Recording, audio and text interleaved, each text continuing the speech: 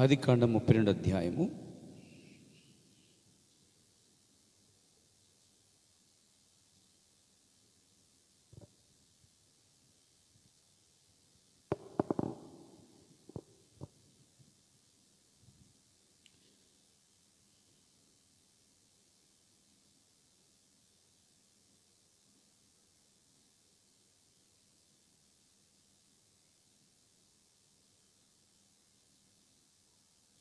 చూడండి, ఆదికాండము 32 అధ్యాయము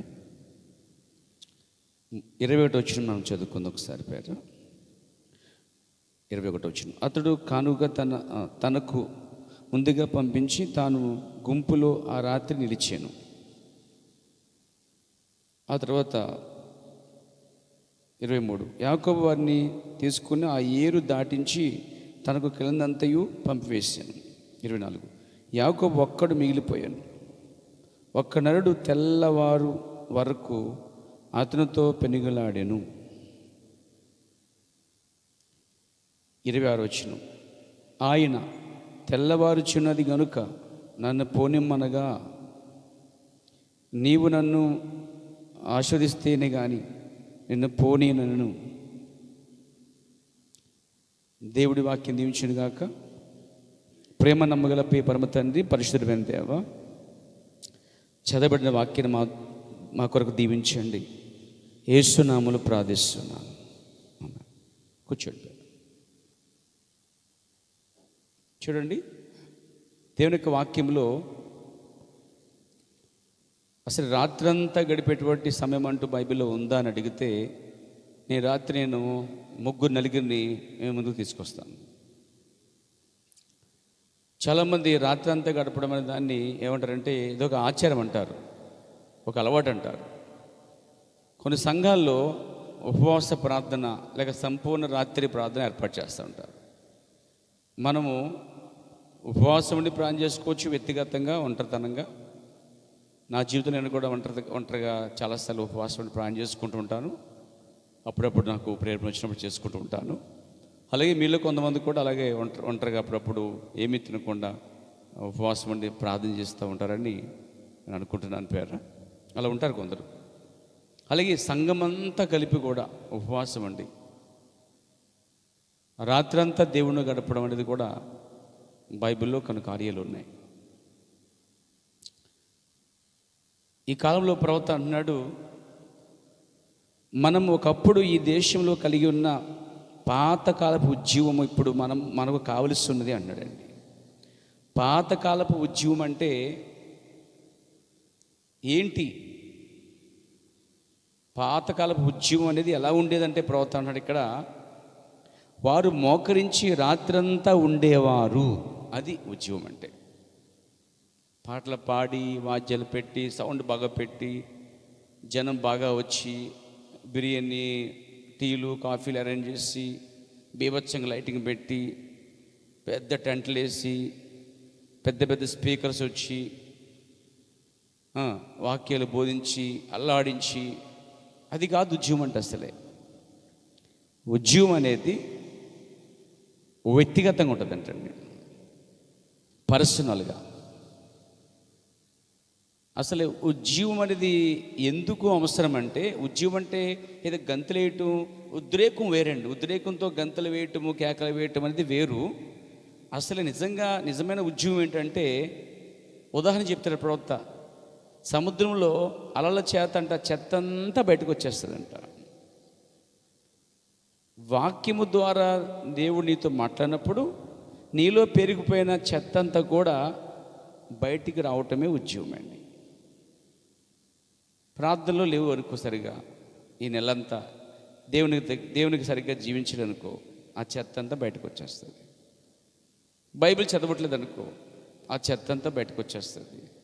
నిర్లక్ష్యంగా ఉన్నావు, దేవుణ్ణి ప్రేమించట్లేదు, మునుపున్న ప్రేమలో చెలరిపోయావు, మునుపున్న పడుదల్లో సరిగా లేవు, మునుపున్నటువంటి పరిచర్య, మునుపున్నటువంటి ప్రార్థన జీవితం, మునుపున్నటువంటి ప్రేమ, ఇదంతా పోయిందనుకోండి. లోకం అనేది లోపలికి వచ్చేసింది అనుకోండి.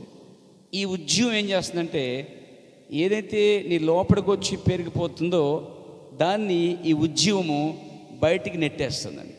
అది ఉద్యమం అంటే. రియల్ రివైవల్, నిజమైన ఉద్యమం అదే అని అంటాడు ప్రవక్త. ఎలా పోద్దంటే రాత్రంతా మోకరించి ప్రార్థన చేయడం ద్వారా నీలో ఉన్న చెత్త అంతా బయటికి పోద్దండి. ఈరోజు సంఘంలోనికి, సంఘము అనగా గోళ్ళ కాదు, మనుష్యులు. సంఘం అంటే గోళ్ళ కాదు, అందులో నివసిస్తున్నటువంటి ప్రజలే సంఘం, మనుషులే సంఘం. ఒక ఆయన అన్నాడు, దేశం అంటే మత్తు కాదో మనుషులు అని. ఎవరైనా? ఎన్టీఆర్ గారు. నిజమేనా కాదా? శ్రీశ్రీ అన్నాడు. అవునవును, కరెక్ట్. ఎన్టీఆర్ దాన్ని వాడేసాడండి ఆయన. గాంధీజీ గారు మన ప్రవమని తీసుకొచ్చి మాటలు ఎలా వాడేసినాడు అలాగనమాట. ఒక చెంపకూడదు, ఇంకో చెంప గాంధీది కాదండి, వేసిపోవద్దు అది. దాన్ని గాంధీగిరి లేకపోతే గాంధీజీరి అంటారు దాన్ని. యాక్చువల్గా అది యేసుప్రభుది, యేసుగిరి అసలు. ఇది గాంధీగిరి కాదు. దీన్ని కొట్టాడు, కాపీ కొట్టాడు ఆయన. చూడండి, ఉద్యమం అనేది ఎందుకో తెలుసా? మన లోకంలో ఉన్నాం, లోకం మన చుట్టూ ఉంది, లోకంలో మన మధ్య ఉన్నది, మన చుట్టూ లోకం ఉంది, లోకంలో మనం ఉన్నాం. ఇది పెద్ద సముద్రములో వెళ్తున్న వాడ. నువ్వు పెద్ద సముద్రములు వెళ్తున్న ఒక వాడవి, నావవి. నీ నావకి చిల్లులు పడ్డాయనుకో, సముద్రం అంతా ఉన్న నీరంతా వాళ్ళలోనికి లేక నావలోనికి వచ్చేస్తాయి. అలా వచ్చినప్పుడు ఒకరోజు అది, ఒక సమయంలో అది మునిగిపోయే అవకాశాలు ఉన్నాయి. అందుకే కాలప్రవక్త నోవహు వాడకి కీలు అనే దానికోసం కొద్దిసేపు మాట్లాడాడు ఆయన. ఎక్కడ అడిగితే ఆదరణకర్త అనే వర్తమానం చదవండి. ఆదరణకర్త అనే వర్తమానంలో నోవహు వాడ కోసం చెప్తూ నోవహు వాడకి కీలు పోసాడట. దాన్ని తారు అంటున్నాం, కీలు అంటున్నాం. ఈ కాల ప్రవర్తనాడు రోజెల్ అనే చెట్టును వారు నరికి దాన్ని రసమంతా దంచి దాని రసం తీసి దాన్ని మరగబెట్టారట. అలా మరగబెడితే తయారైనదే కీలు. మనం దాన్ని తారు, రోడ్డు మీద తారు అంటాం చూడండి. వేడి బాగా ఉంటే తారు కూడా కరిగిపోద్ది. కానీ కీలు అనేది నోవహు వాడకేసిన తారు కాదండి. తర్జుమాలో అది ఉన్నది. కానీ కీలు అనగా, ఆ కీలు ఎలా తయారు చేశారంటే, గమ్ ఏది తయారు చేశారంటే, అది కొన్ని రోజులు చెట్టు నరికడం, దాని రసాన్ని తీసి మరగబెట్టడం వచ్చినటువంటి కీలు అనమాట. దాన్ని తీసుకుని నోవహు వాట బెజ్జాలు అంటే రంధ్రాలతో కలిగినటువంటి ఆ యొక్క చెక్కలకి అటువైపున లోపల వైపు బయట వైపు అతను పామాడట. అంటే చెక్కకి ఇటువైపు పామాడు, ఆరబెట్టాడు, చెక్క ఇటువైపు పామాడు, ఆరబెట్టాడు. అలా ఆయన ఆ బెండుకర లేకపోతే దాన్ని ఏమంటారు, చితిసరపు మ్రాన్ అనమాట, దాన్ని నరికి దాని ఉన్న జ్యూస్ అంతా, రసమంతా ఎండగట్టి పోతే అది ఎండిపోయినప్పుడు దానికి ఓల్స్ ఉంటాయన్నమాట, రంధ్రాలు. ఆ రంధ్రాలకి వెళ్ళిపోయినటువంటి కీలంతా పోసాడట. ఇది నేను ఆధునికత ఉత్తమంలో మీరు దీన్ని చూడగలుగుతారు ప్రేరా. ఇప్పుడు దాన్ని ఆరబెట్టిన తర్వాత స్ట్రాంగ్ అయిందంట. రోజ్ వుడ్ కానీ, బ్లాక్ వుడ్ కానీ, అదే దేవదారు చెక్క కానీ, ఏ చెక్క అంత స్ట్రాంగ్గా ఉండదంట, అంత స్ట్రాంగ్ అయిపోద్దంట. అది ఎందుకు పనికిరాని చెక్కని తీసుకొని రోజుల్ అనే చెట్టు నరికి దాని ద్వారా తీసిన రసమును లేకపోతే కరగబెట్టిన కీలుగా తయారు చేసిన దాన్ని తీసుకొచ్చి ఈ యొక్క చితిసారపు అనే ఆ చెట్టు లేక ఆ యొక్క చెక్కలకి పామి స్ట్రాంగ్గా తయారు చేసి దాని ద్వారా వాడకట్టాడట. ఇప్పుడు ఆ చెక్కకి మేకేసి కొట్టిన దిగదంటండి. ఏమో స్ట్రాంగ్. దీన్ని కాలప్రవక్త వాడనగా విశ్వాసి అన్నాడండి. విశ్వాసిని కూడా దేవుడు ఈ లోకమనే చెత్తలోంచి, మురికిలోంచి, ఎందుకు పనికిరాని నా స్థితిలోంచి దేవుడు బయటికి లాగి ఎండగట్టాడు. ఎండకట్టాలి దేవుడు అండి. మీకు తెలుసా, వాడుకునే ముందు మోషేని దేవుడు అరణ్యంలో 40 సంవత్సరంలో ఎండగట్టాడట.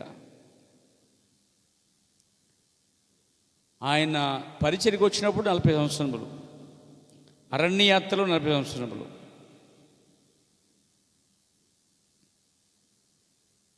అర్థమైందండి? ఇంకో 40 సంవత్సరాలు సేవ చేశాడండి ఆయన. మొత్తం 120 20 సంవత్సరాలు.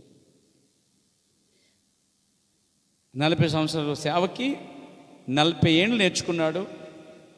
40 సంవత్సరాలు అరణ్యంలో ఉన్నాడు. దేవుడట అతను నేర్చుకున్నంతా ఒలిసేసాడట అతను. సోదరులారా, వాడుకుంటకు ముందు దేవుడట సేవకునైనా విశ్వాసనైనా ఎవరినైనా నింపబడిన రసాన్ని ముందు దాన్ని తీసేస్తాడు దేవుడు. మీకు అర్థమవుతుంది అనుకున్నాను చెప్పేది. చూడండి, నోవాహు ఈ కాల ప్రవక్తని బెండికర్ అన్నాడు. అనగా బైబిల్ చెప్పింది స్థితిసారపు మ్రాను అని. దాన్ని నరికాడు, దాన్ని ఎండగట్టాడు, దాన్ని నరికాడు, లోకం నుంచి వేరు చేశాడు. చెట్టు అనగా విశ్వాస సాదృశ్యంగా ఉంది. దాన్ని నరికి ఏం చేస్తాడంటే దానికి ఉన్న రసాన్ని, నింపబడిపోయిన రసాన్ని అంతా, లోకముతో నింపబడిపోయిన రసానంతా కూడా బయటికి ఎండిపోయేట్టు చేశాడు, ఎండగట్టాడు. ఒక విశ్వాసిని, ఒక ఏర్పరచుకున్న దేవుని కుమారుని దేవుడు కూడా లోకంలోంచి నరికి, అనగా లోకం నుంచి తీసి తన దగ్గర పెట్టుకుని ఎండగడతాడండి. అంటే నింపబడినంతా ఏదైతే ఉందో అదంతా కూడా మొత్తం పిండేస్తాడనమాట. చూడండి, మోషే మొత్తం ఐగుప్తు జ్ఞానమంతా నింపబడిపోయింది చెక్క, నోవు చెక్క ముక్క. దాన్ని ఏం చేస్తే దేవుడు అక్కడి నుంచి దాన్ని తీసి అరణ్యంలో పెట్టి, అరణ్యంలో 40 సంవత్సరాలు ఎండగట్టి అతన్ని అప్పుడు వాడుకున్నాడండి ఆయన. అప్పుడు స్ట్రాంగ్గా ఉన్నాడు, రాజీ పనివాడిగా ఉన్నాడు. అంటే దేవుడు వాడుకునే ముందు లోకముతో నింపబడిన పాత్రల్ని దేవుడు ఖాళీ చేయాలి. చర్చికి వస్తున్నారు మీరు చాలామంది, వెళ్తూ ఉంటారు, వెళ్తూ ఉంటారు. మీరు చర్చికి వచ్చినప్పుడు దేవుని వద్దకు వస్తున్నారు, మీరు వెళ్తున్నప్పుడు లోకంలోకి వెళ్తున్నారు. మీరు లోకంలోకి వెళ్ళి చుట్టూ ఉన్న వాతావరణం చూసుకుని మళ్ళీ వస్తున్నారు. మీరు ఎలాగైతే వెళ్ళారో అలా వచ్చేటప్పుడు రారు. వెళ్ళేటప్పుడు విధానం వేరు, వచ్చేటప్పుడు లోక పరిస్థితులతోనూ లోక కార్యాలతో నింపబడి వస్తూ ఉంటారు. మళ్ళీ దేవుడు ఏం చేస్తాడు? నింపబడిన పాత్రల్ని, చెత్తని మళ్ళా వాక్యం చేత పిండుతాడండి. అది ఇక్కడే జరిగింది. ఇక్కడ వాడ కడుతున్నాడు చూడండి, ఒక ప్లేస్లో, ఒక కొండపైన కడుతున్నాడు చూడండి. అవి నరికి చెక్క ఎండబెడుతున్నాడండి ఆయన. ఆ పని ఒక ప్రవక్త చేస్తున్నాడు, అతని పేరు నోవాహు. ఇప్పుడు ఈ కాల ప్రవక్త ఏం చేస్తున్నాడంటే, ఈ చెట్లు నరికి అయినా లోకంతో సంబంధం కలిగిన చెట్లు నరికి లోకంతో నింపబడిన చెత్తని, రసాన్ని బయటికి ఎండగడుతున్నాడండి ఆయన. చేయాలి, లేతే పనికిరావు. లోకంతో నింపబడిన ఏ పాత్ర అనికి పనికిరాదు. కానీ దేవుని పిల్లలు నింపబడితే దేవుడు ఆ పాత్రల్ని ఆయనే ఖాళీ చేస్తాడండి. ఎక్కడ? చర్చికి వచ్చినప్పుడు, వాక్యానికి నీ శరీరాన్ని అప్పగించినప్పుడు, నీ చెవుల ద్వారా వాక్యాన్ని వినటకు అప్పగించినప్పుడు దేవుడు పనిచేయడానికి అవకాశం ఉందండి. కాబట్టి ఆ చెక్క ఎందుకు పరిగణ చెక్కను తీసుకుని దేవుడు ఎలాగైతే ఘనతకి ఉపయోగించుకున్నాడో, ఈరోజు నిన్ను నన్ను కూడా దేవుడు, అర్థమైందా అండి? లోకంతో నింపబడిన నిన్ను దేవుడు తీసుకుని వచ్చి ఇక్కడ ఏం చేస్తాడంటే మొత్తం నింపబడినంత పిండేసి దేని చేత్తో నింపాలనుకున్నాడు. మళ్ళా మీకు తెలుసా, ఆ చెట్టుకున్న రసాన్ని అంతా తీసిన తర్వాత ఎండిపోయినటువంటి రంధ్రాల దానికి రోజుల చెట్టు అని చెప్పాను చూడండి. దానికి ఆ రసాన్ని కరగబెట్టి కీలు చేసి పాంబడి చూడండి. ఈ కాల ప్రవర్తన రోజుల చెట్టు అనగా ప్రభువైన యేసుక్రీస్తు అయి ఉన్నాడు. ఆ చెట్టు యేసుక్రీస్తుకి అది పచ్చిని మ్రాను. యేసుక్రీస్తు కూడా పచ్చి మ్రానుగా ఆయన అలా నీ కొరకు కరగబెట్టబడ్డాడు, కొట్టబడ్డాడు, దంచబడ్డాడు, రసమంతా తీయబడింది అయింది. ఏమైనా అర్థమవుతుందా? ఆయన మన కొరకు తయారు చేయబడిన కీలుగా ఉండి మనకు అప్లై చేసినప్పుడట ఆ చెక్కల స్ట్రాంగ్ అయిపోయిందో, నువ్వు నేను కూడా అంత స్ట్రాంగ్ అయిపోతామండి. ఎప్పుడు? ప్రవక్త చేతిలో పడాలి. నోవహు చేతిలో పడినట్టుగా ఈ ప్రవక్త వర్తమానంలో పడితేనే దేవుడు నిన్ను స్ట్రాంగ్ చెక్కవల్లి తయారు చేస్తాడండి. ఇక అది నీటిలో పడేసినా మొలగదు, లోకంలో పడేసినా మొలగదు, లోకం దాన్ని అంటుకోదు, లోకం దాంట్లోకి రాదు. ఇప్పుడు వాడ సముద్రములో ప్రపంచమంతా నీళ్ళతో నింపబడి ఉంది. ఒక సముద్రం కాదు, మొత్తం ప్రపంచమే సముద్రం అయిపోయింది ఆ రోజుల్లో. ఇప్పుడు నీళ్లపైన వాడ నడుస్తుందంటే అది కొంతకాలం నడిచింది, కానీ ఆ వాళ్ళలోనికి ఒక్క లోకములో చుక్క వాళ్ళలో ప్రవేశించలేదు. ప్రవర్తనాడు ఆ వాడికి పోసిన కీలు ప్రార్థనా జీవితం అన్నాడు. దేవుని స్తుతిద్దామా, చెప్పకూడదు, మహిమపడదాం ఒకసారి. వాడికి పోసిన ఆ కీలు ప్రార్థన అన్నాడు. ఆ వాడికి పోసిన ఆ కీలు ప్రభుని యేసుక్రీస్తు అన్నాడు. అప్పుడు స్ట్రాంగ్ అయిందండి. తుర్కీ అనే పట్టణంలో ఇంతవరకు ఇంకా చెక్కు చెదరకుండా ఆ యొక్క నోవహు కట్టిన వాడ అలాగే ఉంది.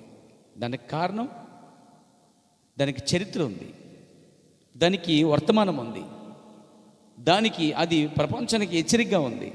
మీకు అర్థమైందండి?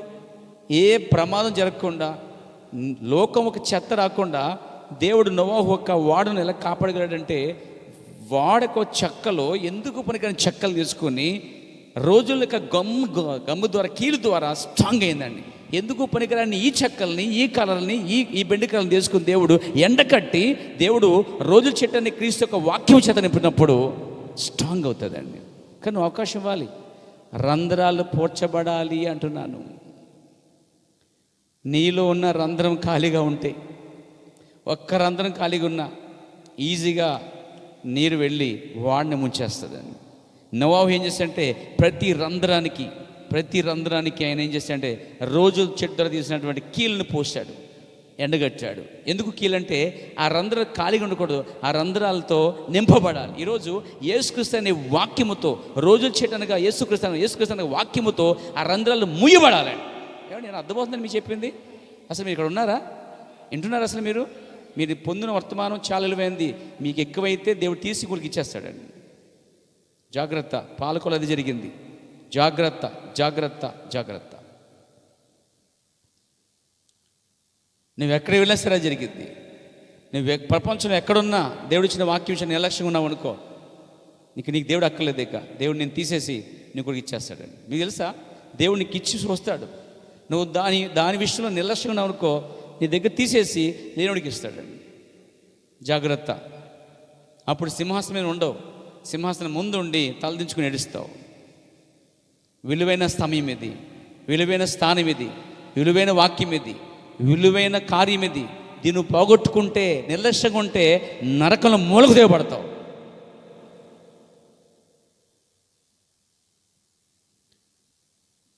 దేవునికి స్తుతి కలుగాక. చూడండి,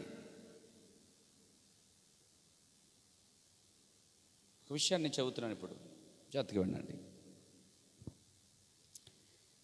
విజేత ఎన్నడూ విడిచిపెట్టడు అన్నాడండి. విజేత అనే వ్యక్తి అంటే ఎవరైతే ఉన్నాడో ఆ వ్యక్తిని విజేత అంటారు. అంటే ఎవరైతే గెలుస్తున్నాడో వాడిని విజేత అంటారు.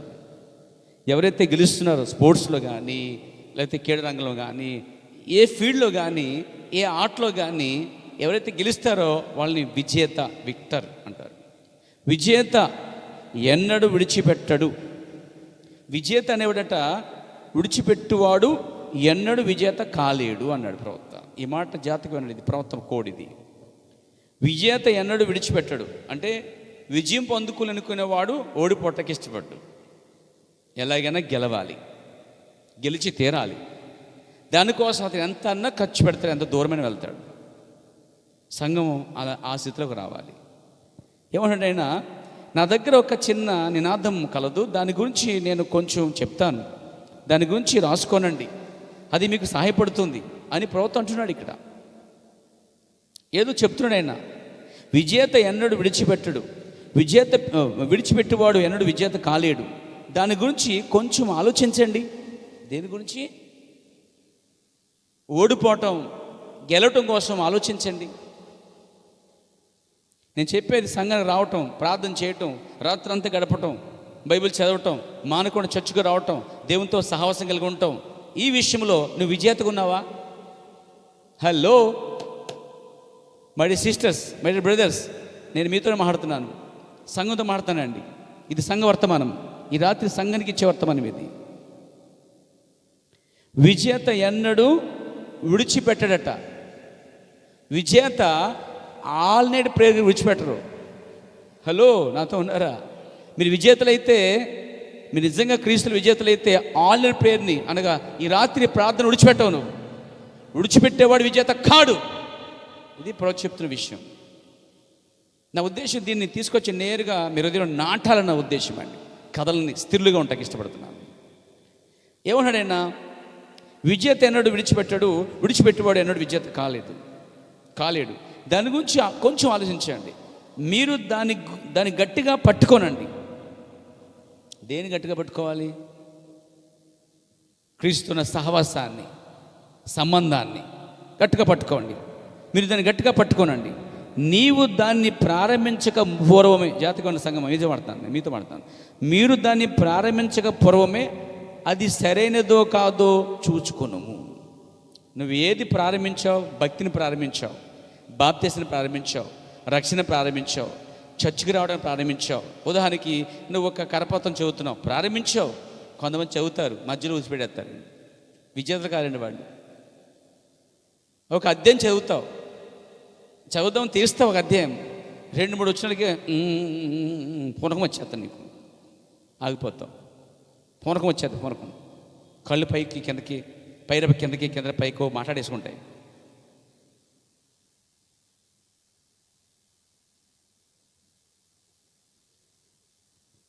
చూస్తావు, చర్చికి వద్దనుకుంటావు, రాజీ పడిపోతావు.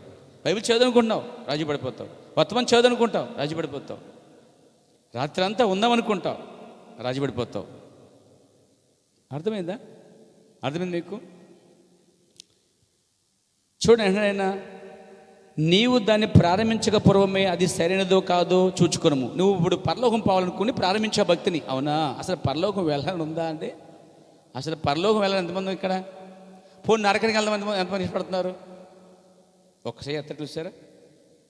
నరకం అంటే తెలుసు, కానీ నరకం మాత్రం మనకు వద్దు, కానీ పరలోకం మాత్రం కావాలి. మరి కావాలన్నప్పుడు విజేత ఏది? జయ జీవితం ఏది? రావటం ఎక్కడ? కష్టపడేది ఎక్కడ?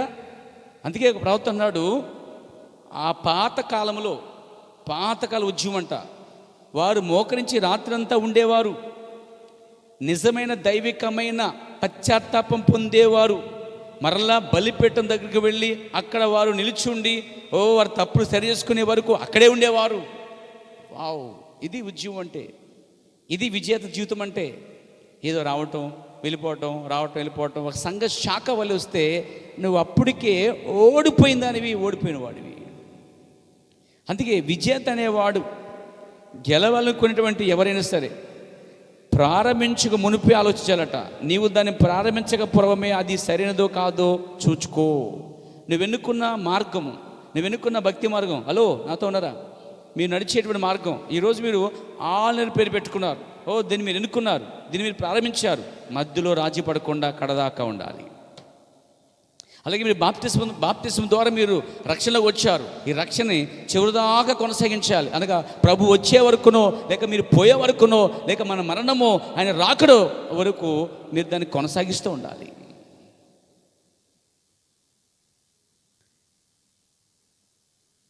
నీవు దాన్ని ప్రారంభించక పూర్వమే అది సరైనదో కాదో చూచుకొనుము. ఇప్పుడు నువ్వు ఏదైతే ప్రారంభించావో భక్తి జీవితాన్ని, ఏదైతే వర్తమానం నమ్ముతున్నావో అది సరైనదేనా అని నీకు అనిపిస్తుందా? అది వర్తమానం సరైనదేనా? నువ్వు ఎన్నుకున్న మార్గం సరైనదేనా? నీ భక్తి మార్గం సరైనదేనా?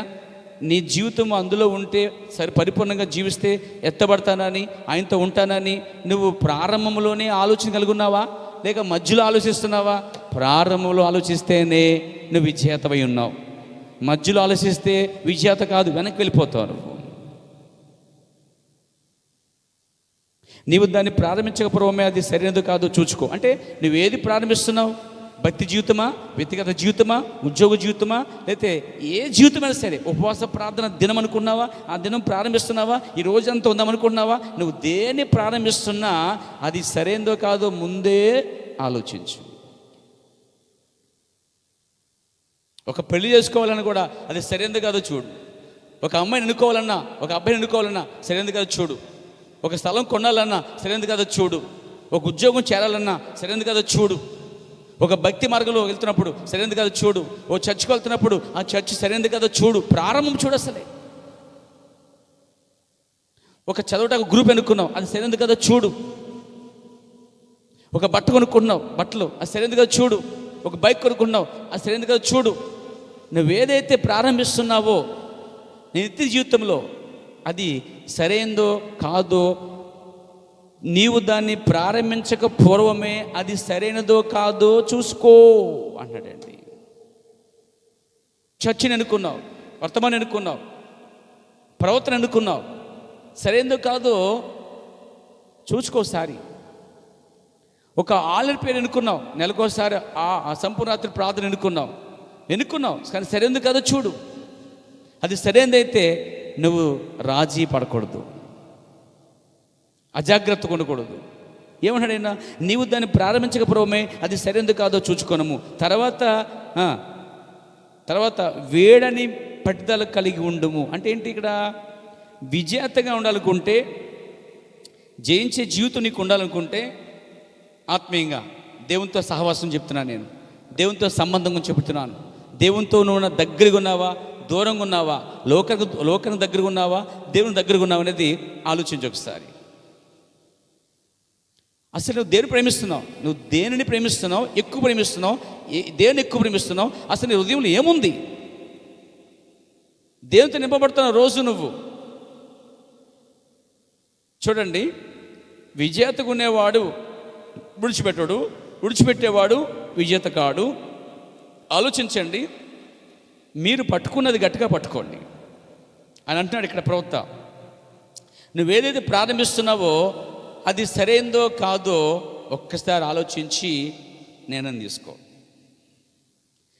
ఏదైనా కావచ్చు, నీ వ్యక్తిగత జీవితమో, భక్తి జీవితమో, ఉద్యోగ రీతియో, ఏదైనా నువ్వేది చేసినా సరే అది సరైందా కాదో ముందే ప్రారంభంలోనే సరి చూసుకో. చాలామంది ఈ వర్తమాలకు వచ్చిన తర్వాత అనాసంగా వచ్చి పడ్డాను. దీంట్లో సంఘశాఖలు అయితే బెలే ఉండేది, ఇక్కడికి వచ్చాక అన్నీ కాలిపోతున్నాయి. పరసలు, వ్యాధులు, బాధలు, కష్టాలు, నిందలు, అవమానాలు, అమ్మమ్మో చాలా మరణాలు. అక్కడైతే చాలా బాగుండేది, ఇక్కడ అంతా కష్టంగా ఉంది, ముళ్ళ బాటే అని ఇప్పుడు అనుకుంటే ప్రయోజనం లేదు. ప్రారంభంలో ఉండాలి నీకు. అందుకే నాగేటి మీద చేపెట్టిన వాడు చేయి పెట్టకముందు నువ్వు దున్నాలా వద్దనేది, అరక ముందుకెళ్ళలేదో అనేది ముందే నిర్ణయం తీసుకోవాలి. నేనైతే ఇందులోకి నేను ముందే నిర్ణయంతో వచ్చాను ఈ వర్తమానంలోకి. అందుకే ఇప్పుడు నిలబడ్డ కారణం అదే. నీ డెడికేషన్, నీ యొక్క సమర్పణ, నీ యొక్క నిర్ణయం ఏదైతే ఉందో, డెసిజన్, దాన్ని బట్టి ఆధారపడి ఉందండి. చూడండి, కొంత దూరం వచ్చింది ఓర్ప. ఆమె విజేత ఉండలేకపోయింది, ఎందుకంటే ఆమె ప్రారంభమే సరిగా లేదు, వెళ్ళిపోయింది ఆమె. కానీ అక్కడే పక్కన రూతు ప్రారంభమే సరిగా ఉంది. నీ దేవుడే నా దేవుడు, నీ జనమే నా జనము, నువ్వెక్కడ చచ్చిపోతే అక్కడ ఉంటాను, నేను నన్ను మరణం తప్ప అసలు ఏది వెరిచేయదు. అది ప్రారంభమే బలంగా ఉంది. కాబట్టి ఆమె కష్టమైన నష్టమైన నడుముంచి పొలంలో పరిగెడుతుంది, ఇంటికి వెళ్తుంది, అత్తను పోషిస్తుంది, పగలంతా పనిచేస్తుంది. ఆమె ప్రారంభములోనే నిర్ణయం తీసుకుంది, మధ్యలో కాదు. ప్రారంభంలో నిర్ణయం తీసుకున్న తర్వాత మధ్యలో వచ్చిన కష్టాలకి, నిందలకి, అవమానాలకి, బాధలకి వెనక్కి వెళ్ళిపోయే తత్వము విజేత జీవితం కదట. అవన్నీ భరించుకుంటూ ముందుకెళ్ళేదే విజేత జీవితం అండి. నాతో ఉన్నారు ఇప్పుడు మీరు? అవును, నేను ఈ సేవకి గింజి వేసుకుని అయినా, ఉప్మా తినైనా, నీళ్ళు తాగైనా సరే సేవ చేయాలి. బట్ దేవుడు ఎన్నడూ ఆ స్థితికి రానివ్వలేదు, రానివ్వడు కూడా ఆయన. ఎందుకంటే ఆయన దానికి సరైన వాడు.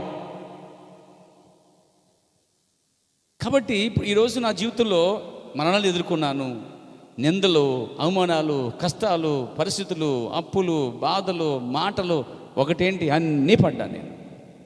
పడి హృదయ ఆవేదనలు, శోధనలు, వ్యక్తిగత పరిస్థితులు అన్నీ ఎదుర్కోగలిగాను. పేర అన్నిటిని ఛేదించుకొని ఒంటరిగా ఈ బైబిల్ పక్షాన, వాక్య పక్షాన్ని దీన్నే నమ్ముతున్నాను నేను. దీన్ని నమ్మేవారితో నా సహవాసం, లేకపోతే నాకు వారెవరో అవసరం లేదు. వారెవరైనప్పటికీ మనల్ని కలిపింది వాక్యమైతే మనల్ని విడదీసేది కూడా వాక్యమే ఉండాలి. అంటే అది సరైనది అయితే మనకు కలిసి ఉండాలి, అది సరికాకపోతే నీ దారి నీది, నా దారి నాది. దేవునికి స్తుతులు గాక. నువ్వెవరో నాకు తెలియదు, నేనెవరో నీకు తెలియదు, బట్ నేను నన్ను కలిపింది కలవరి ప్రేమ. మరలా ఆయనే ఆయన బట్టే నువ్వు వేరే వాళ్ళు తప్ప, ఆ వాక్యం సరికాకపోతే వేరే వాళ్ళు తప్ప, చిన్న చిన్న కార్యాలకు వాటికి వీటికి పెట్టుకుని వెళ్ళిపోయి విజేత జీవితం ఎట్లా అవుతుంది? అసలు అవన్నీ భరిస్తూ వహిస్తూ ముందుకెళ్ళేదే విజేత జీవితం అండి. ఎవడో ప్రేమించడం వెళ్ళిపోయాడు ఒకడు, మజ్జిగపడి వెళ్ళిపోయాడు ఒకడు, అనుమానంతో కూడా వెళ్ళిపోయాడు, పెనుబోతుతో కూడా వెళ్ళిపోయాడు. అయ్యో రకరకాలు పెట్టేసిపోయారు. నేను అంటున్నాను, వీళ్ళు విజేతలా? వీళ్ళు ఎక్కడున్న విజేతలు కాదండి. ఎక్కడ ఉన్న ఎదుర్కోవాల్సింది ఏదైనా ఉంటే అక్కడ ఎదుర్కొంటేనే విజేత.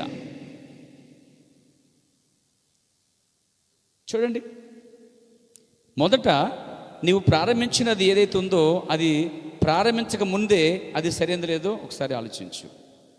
నీ వర్తమానం సరైనదని నేను ప్రారంభంలోనే నమ్మాను, కడదాకా ప్రాణం పోయేదాకా అలాగే నమ్ముతాను.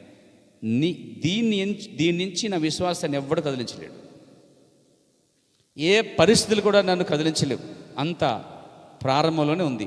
అదే జీవితం, అదే విధానం, అదే జయ జీవితం, కష్టాలతో కూడింది. అయినా దేవుడు విజయమిచ్చి ఊరేగించబడి ఉన్నాడు. సమయం వచ్చినప్పుడు ఆయనే పైకి లేపుతాడు. సమయం వచ్చినప్పుడు ఆయన అన్నిటినీ శుద్ధి చేస్తాడు. సమయం వచ్చినప్పుడు ఆయనే సింహాసనం ఎక్కించి గణపరిచేవాడు. చూడండి, బైబిల్లో ఈ విజేతలు చూడండి, యోసేపు ఆ కష్టాల గుండా వచ్చిన వాడే సింహాసనం ఎక్కాడు. దానియేలు శద్రక్ పెద్దగోళ్ళు చూడండి, ఆ విధంగా వచ్చిన వారే. బైబిల్లో ఎవరిని చూడండి, వాళ్ళందరూ చూడండి, దావీదు చూడండి, దావీదు కూడా ఆ కష్టాలు, నిందలు, తోయబడి, అవమానపరచబడి వాళ్ళు సింహాసనం ఎక్కారిపోయారు. ఈరోజు వధువు అలా వచ్చినదైతేనే వధువే ఆ సింహాసనం ఎక్కేదే ఉన్నదండి. అందుకని ఇలా లేచి ఇలా కూర్చున్నది కాదండి. జయ జీవితం, విజేత. చాలామంది జయ జీవితం అంటే డబ్బు ఉండాలనుకుంటారు. అసలు ఎత్తబడి డబ్బుతో సంబంధం లేదు, భక్తికి డబ్బుతో సంబంధం లేదు. ఫెయిత్, విశ్వాసంతో సంబంధం ఉంది. దేవునికి స్తుతి కలుగాక. మొదట నువ్వేదైతే ప్రారంభిస్తున్నావో అది సరైనదో కాదో చూసుకోవాలి. ఫస్ట్ అది సరైంది అని అనిపించింది అనుకో నీకు, తర్వాత ప్రవక్త అన్నాడు, వేడని పడుదల కలిగి ఉండు అన్నాడండి. ఏది సరైనది అయితే అనుకున్నావో, అది కనిపించిందో, ఫిక్స్ అయిపోయావో, ఆ తర్వాత నువ్వేం చేయాలి? ఇది వాక్యానుసారంగా ఉంది, ఇది సరిగ్గా ఉంది, నేను ఎన్నుకున్న మార్గము మరియు నేను ఎన్నుకున్న నేను ఎన్నుకున్న మార్గం వాక్యానుసారంగా ఉంది, అది వాక్యం సరిపోతుంది అన్నప్పుడు నువ్వు చేయాల్సిన నెక్స్ట్ స్టెప్ ఏంటంటే వేడని పట్టుదల కలిగి ఉండాలండి. ఇప్పుడు చెప్పండి, వేడని పట్టుదల. చూడండి, ఆ రూతు వేడని పట్టుదలతో వచ్చిందండి. ఎస్తేరు వేడని పట్టుదలతో నిలబడింది, వారి మధ్య జయం సాధించింది. ఫస్ట్ ఒక వ్యక్తి విజేతగా ఉండాలంటే దేన్ని విడిచిపెట్టకూడదు. వాక్యాన్ని దేన్ని విడిచిపెట్టకూడదు. ప్రతి వాక్య ప్రకారంగా మనం వెళ్ళాలి. చూడండి, బైబిల్లో యాకోబు రాత్రి అంతా గడిపాడు దేవునితో, అవునా? బైబిల్లో కొత్త నిబంధనలో యేసుక్రీస్తు కూడా రాత్రంతా కొండ మీద గడిపాడు. శిష్యులతో పాటు కూడా ఆయన రాత్రి అంతా గడిపాడు. ఆయన దిగి వచ్చి, ఏం నిద్రపోతున్నాను మీరు, ఒక గడియని మీరు శోధనలో ప్రవేశించుకున్నట్లు ప్రార్థన చేయలేరా అని వారిని గద్దించి మళ్ళీ వెళ్ళి ముమ్మారు ప్రార్థన వచ్చాడు. ఆయన రాత్రి అంతా తెల్ల వరకు ప్రార్థన చేశాడు. ఆయన బైబిల్లో అపోస్తలుడైన పౌలు గారు రాత్రంతా ప్రసంగం చేశాడు. అయితే కనబడు మేడ గదిలోంచి కింద పడిపోయాడు. సంఘం అక్కడ రాత్రంతా గడిపిన సందర్భాలు ఉన్నాయి. యాకోబు ఒంటరిగా రాత్రితో గడిపిన సందర్భాలు ఉన్నాయి.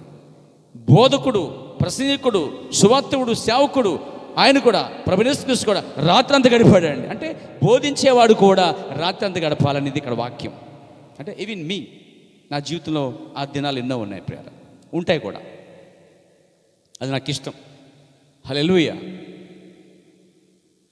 సేవకుడైన రాత్రంతా గడపాలి, విశ్వాసం రాత్రంతా గడపాలి, పెద్దైన గడపాలి, విశ్వాసులు ఎవరైతే ఉన్నారో సంఘమైనారో వాళ్ళు కూడా రాత్రంతా గడపాలి. పౌలు తన సంఘముతో ఉన్నాడు, యేసుక్రీస్తు ఒంటరిగా ఉన్నాడు. మరి బైబిల్ మనం చూస్తున్నాం, మరి బైబిల్లో అక్కడ యాకోబు రాత్రంతా గడుపుతున్నాడు. అంటే రాత్రంతా గడిపే సందర్భాలు ఉన్నాయంటే ఉన్నాయి. ఈ కాల ప్రవక్త విలియం బ్రాన్హమ్ కూడా ఇలా అంటున్నాడు. ఆయన దేవునికి మహిమ కలుగాక.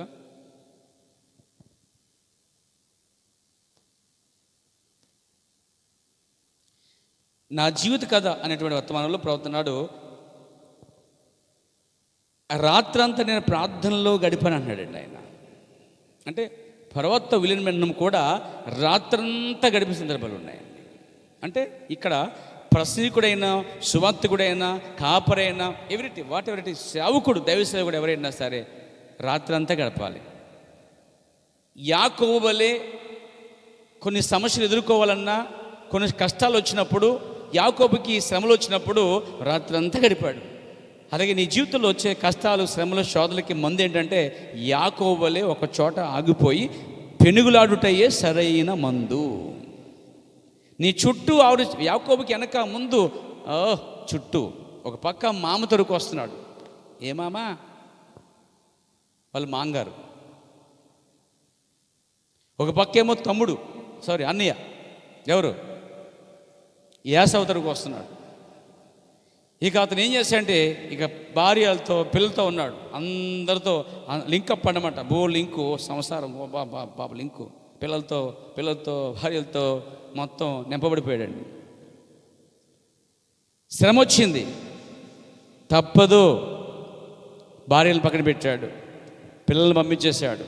సంపాదించిన ఆస్తి అంతస్తులు ఏమున్నాయో ఆ గొర్రెలు, యావస్తు పంపించేశాడు.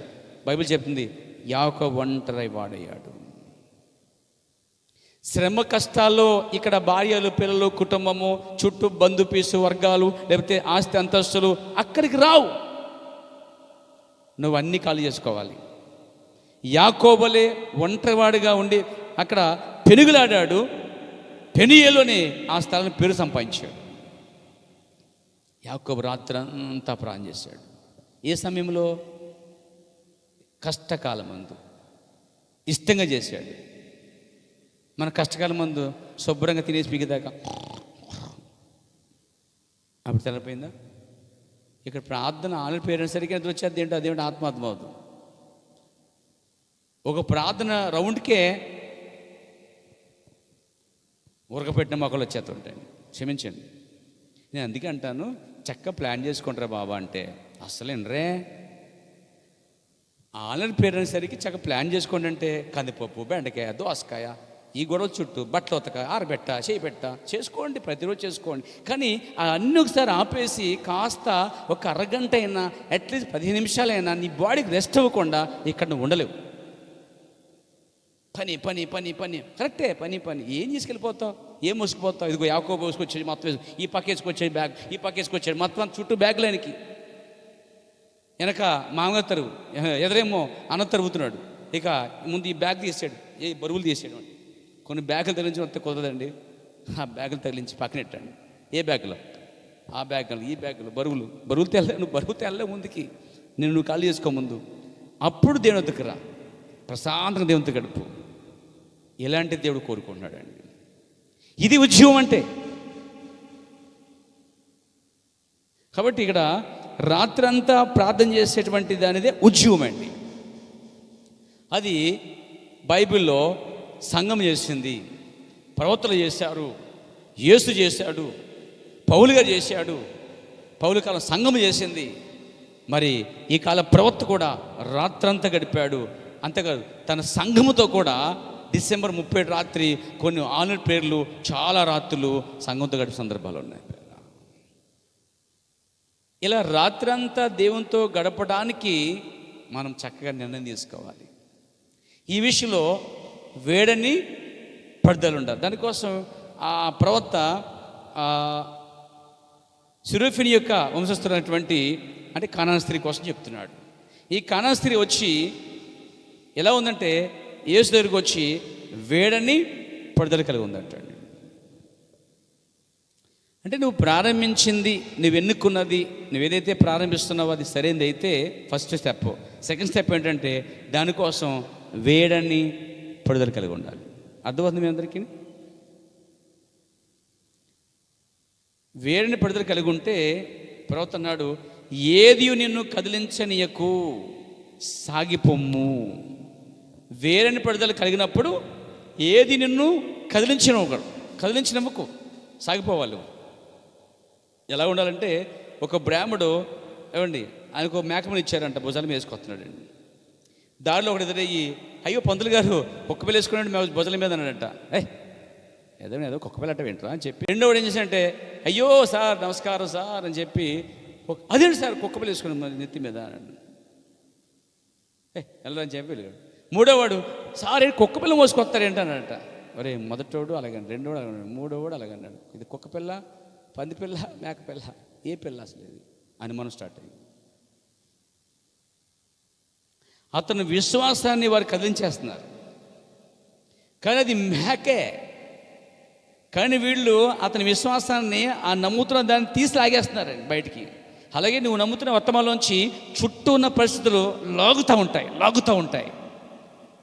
ఈరోజు ప్రవర్తనాడు పాతాళం ఖాళీ అయిపోయిందంటండి. దెయ్యాలన్నీ పైకి వచ్చేసాయట. ఈ దెయ్యాలని ఏ పనిలో అనుకుంటున్నారు మీరు?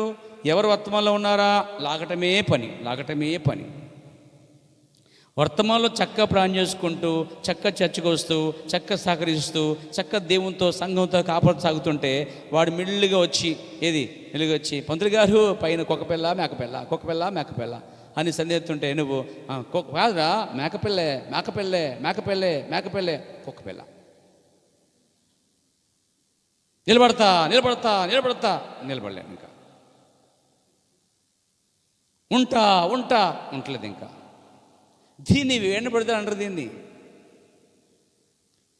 నిర్ణయమే సరిలేదండి. సో మొదట నువ్వు ప్రారంభించినప్పుడు సరైనది తీసుకో, సరైనదని చూసుకో. అది సరైనది అనిపించినప్పుడు దానికి తగ్గ వెనక్కి వచ్చేది వేడని పడదాల. ఈ వేడిన పడదలు ఉన్నప్పుడు అట్ట ప్రవర్తన, దాని గురించి కొంచెం ఆలోచించు. ఏది నిన్ను కదిలించనీయకము సాగిపోము. ఏది నిన్ను కదిలించనీయొద్దు, సాగిపోము. దేవునికి స్తుతి కలుగాక. దాని గురించి నాకు కొంచెం అనుభవం ఉన్నది, అది మీరు ఎరుగుదురు. ప్రవర్తన ముందు చెప్తున్నాడు ఆయన. సరే, కానీ నాకు ఈ సంగతి తెలుసు, నీవు దేవుని చిత్తములో ఉన్నావని ఖచ్చితంగా ఎరిగినప్పుడు నువ్వు తీసుకున్న దానికోసం నిలబడే పడుదల ఆటంకాలు వచ్చినా సాగిపోతున్నప్పుడు నువ్వు గుర్తించాలట. నీవు దేవుని చిత్తంలో ఉన్నానని ఖచ్చితంగా ఎరిగి ఉన్నప్పుడు, నీవు కలవరిని కేంద్రము చేసుకుని ఉన్నావని ఖచ్చితంగా ఎరిగి ఉన్నప్పుడు ఏది నిన్ను కదిలించలేదు, అక్కడ నువ్వు ఉన్నావు అంటాడండి. ఎక్కడున్నావు? చర్చిలో ఉన్నాను, అదిగా నా ఉద్దేశం. ఎక్కడున్నావు? సరైనదని తీసుకున్నావు, దాని తగ్గ వేణపడదలు నీలో ఉండాలి. వేణపడదలు ఉన్నప్పుడు ఆటంకాలు అవరోధం వచ్చినప్పుడు సాగిపోవాలి. ఇలా సాగుతున్నప్పుడు అనుకోవాలట, దేవుని చిత్తంలో ఉన్నాను అనుకోవాలట. ఖచ్చితంగా ఉన్నాను అనుకున్నప్పుడు అండి ఏది నిన్ను కదిలించలేదంటండి. చూడండి, అది మేకపిల్ల కుక్కపిల్ల సరే పొంతులుగా నెమ్మది వచ్చి కింద పడేసాడట, ఎత్తుకుపోయాడండి. అప్పుడు అవదరికి వచ్చాడు వాడు, ఇది నిజమా? తింటే దేవుళ్ళు అయిపోతారు. ఈ విషయం చెప్పలేదేంటి? మా ఆయన చెప్పలేదు, పాస్టర్ గారు చెప్పలేదు, మా ఆయన చెప్పలేదు. ఎందుకంటే ఆయన పాస్టర్ గారు అక్కడ ఎవరు నేను ఎవరి కోసం ఆడుతున్నాను? ఆదాం ఒకటే పాస్టర్ ఉన్నాడు, ఆయనకు ఒకటే విశ్వాసం ఉన్నది, ఒకటే సంఘం, ఒకటే నెంబర్ ఆయనకి. చెప్పాడట అన్నీ. అర్థమైందమ్మా? ఆ తర్వాత పెద్ద పాస్టర్ గారు వచ్చారు. ఎవరు పెద్ద పాస్టర్ గారు? మనుషులు కాదు, దేవుడు. ఆయన వచ్చాడు, ఆయన చెప్పాడు. వీడు వచ్చాడు. ఆ తర్వాత మూడోవాడు ఎవడు? యెహోవా చెప్పిందే ఆదాం చెప్పాడు, దాంతో నిలబడాలి. ఆ తర్వాత మూడోవాడు వచ్చాడు. వచ్చి ఇది తింటే బాగుంటావు, నువ్వు ఉబ్బిపోతావు, నీ బొగ్గలు బాగుంటాయి, నీ కళ్ళు బాగుంటాయి, నీ తల బాగుంటాయి, నీ ఎన్ని బాగుంటాయి అని పొగుడుతున్నాడు దాన్ని. పొగడకి పూరి అంత అయ్యింది. ఆడదాని లక్షణం అదే, పొగడపోతే పెట్టరంట, పొగిడితే అంతా పెట్టేస్తారంట. పెట్టండి సహజనం. ఆడదాన్ని పొగిడితే మొత్తం అన్నీ ఆ రోజు అంతా పండగే, పొగడపోతే దండగే. చూడండి నా సోదరులారా, గమనించండి. ఇక్కడ వీడు ఎప్పుడైతే ఈ మాటలు అంటున్నాడో ఆమె ఆ మాటలకి పడిపోయింది. ఎవరు? హవ్వ. విన్నారా? ఏమన్నాడు వాడు? నువ్వు చావు, దేవదూతలు అంటే దేవుళ్ళు అయిపోతారని చెప్పాడు. ఎప్పుడైతే ఆ మాటలకి ఆమె టన్ అయిందో, తిరిగిందో, అప్పుడే పడిపోయిందండి. సంఘం కూడా అక్కడే ఉందండి. అందుకే సరైన నిర్ణయం తీసుకున్నప్పుడు, పడుదలకు ఉన్నప్పుడు, ఏది నేను కదిలించలేదనుకునే ఆ స్థితి ఏంటంటే, నేను దేవుని చిత్తంలో ఖచ్చితంగా ఉన్నానని వెరిగి ఉండాలి. అప్పుడు నిన్ను ఏది కదిలించలేదు. నువ్వు వెళ్ళే మార్గం, నువ్వు కనుగొన్నది, నువ్వు చేసేది, రాత్రంతా ప్రార్థన, స్తుతులు, అర్పణలు, నువ్వు కలిగిన వాక్యము, నువ్వు ఎన్నుకున్న పాస్టర్, నువ్వు ఎన్నుకున్న సంఘం, నువ్వు ఎన్నుకున్న వాక్యము, నువ్వు ఎన్నుకున్న ప్రవక్త, నువ్వు ఎన్నుకున్న విధానము కరెక్ట్ అనిపించినప్పుడు ఏది నిన్ను మోసం చేయలేదు.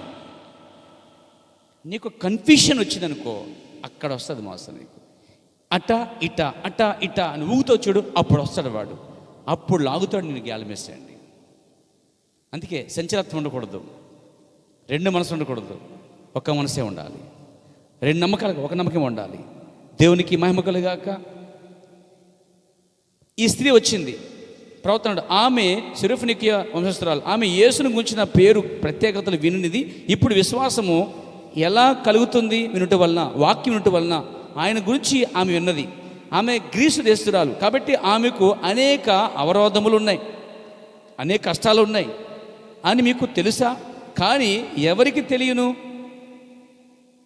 చూడండి, ఎవరికి తెలియని మూలమును విశ్వాసం ఉంటా కనుగొంటుందంటండి. మీకు అర్థం కాలేదు, మీకు అర్థమైతే ఎలా ఉంటా ఆమె చెప్తారు. మీకు అర్థం కాలేదని నాకు అర్థమైంది, మళ్ళీ చెప్తాను. చూడండి, మళ్ళీ చెప్తాను. నేనేం చెప్తాను మీరు వింటే కదా, సరిగా దాన్ని పట్టుకుంటే కదా. ఎలా ఎందుకుంటారు మీరు? అది మీకు అర్థమైతే ఎలా ఉంటుంది? అందుకే చూడండి, మళ్ళీ చెబుతున్నాను. ఎవరికి తెలియని మూలమును విశ్వాసం ఒకటే కనుగొంటుందట. ఇప్పుడు కొంచెం ఎదిగి ఉంటుంది. మళ్ళీ నువ్వు చెప్తాను. ఇప్పుడు నీలో ఉన్న అవరాధాలు, కష్టాలు, శోధనలు, ఇవన్నీ ఏమైతే ఉన్నాయో, ఎవరికి తెలియనిది ఏదైతే ఉందో అది విశ్వాసానికి మాత్రమే తెలుస్తుందండి. అమ్మాయి అప్పుడే కొంచెం అర్థమైంది. దేవా స్తోత్రం, సంఘాన్ని కాపాడవు. విన్నారా? అట్టిపండు రుచి నోట్లో పెట్టి తిను తిను తిను. వీళ్ళు ఎన్నిసార్లు తినిపించాలి? అందుకే ఉత్పత్తి చదవాలి. చదవరా బాబంటే పెద్ద గుర్తుపోయినట్టు, ఇన్ని ప్రతి ప్రసంగం అలా మెమరీ కార్డులో ఉండిపోయినట్టు ఫీల్ అయిపోతావు. ఒకటి గుర్తుండదు మళ్ళీ నీకు. చదువు సరిగా చర్చికి జరిగావు, ప్రసంగాలు విన్నావు, ఏం గుర్తుండిపోతాయి? ఒక విషయం గుర్తుపెట్టుకోండి, స్థితిలు సరిగా లేకపోతే ఎత్తపాట్లో ఉండరు. మీరు ఇక్కడ కూర్చుని ఎత్తపడరు. నేను అబద్ధం ఆడలేదు, నేను చెప్తున్నాను. నా సంఘాన్ని నేను మోహించడానికి ఇష్టపడలేదు, అబద్ధాలు చెప్పి సిద్ధపరచడానికి అంత ఇష్టం లేదు. నువ్వు సరిగా ఉంటేనే నీ శరీరం మార్పు చేయని ఎత్తపడుద్ది, లేదా ఇక్కడే మిగిలిద్ది, అది శ్రమలకు వెళ్తుంది. సో చెప్పవలసి చెప్పాను, తర్వాత నీ ఇష్టం. హల్లెలూయా. సరి చేయబడాలి, ఈరోజు దిద్దబడాలి. అంటే లోకం యొక్క చెత్త నీ వాళ్ళలోకి రాకుండా చూసుకోవాలంటే అడ్డుగా ఉండాలి, కీలు ఉండాలి. ఇందాక విన్నారుగా, కీలు ఉండాలి. కీలు అంటే ఏంటి? ప్రార్థన జీవితం. ప్రార్థన జీవితం అండి. ప్రార్థన గురించి వింటం కాదు, నెరవేర్చడం అండి. ఒక ఆర్డినరీ ప్రేయర్లో సమర్పణ లేకున్నట్లయితే ఇలాంటి జీవితాలు ఇంకా ఇంకా కావాలి. ప్రవర్తనాడు ఆ రోజుల్లో వారు రాత్రంతా ఉండేవారట. Praise God. దేవునికి మహిమ కలుగాక. ఏమన్నాడు చూసానా? తమ పొరుగువారితో తమ తప్పిదములు సరి చేసుకునేవారటండి. అది రాత్రంతా ఉండి దేవునితో సరి చేసుకుని పక్కవారితో వాళ్ళతో తప్పులు సరి చేసుకునేవారట. అన్నాడైనా, సోదరుడా అది సరైనది, నీకు తెలుసా, అది నేను కాలుస్తుంది. కానీ సోదరుడా అది నీకు మంట కలిగిస్తుంది. సోదరుడా అది నీకు సహాయపడుతుంది సుమా. మీకు అర్థమైందా? అర్థమైందండి?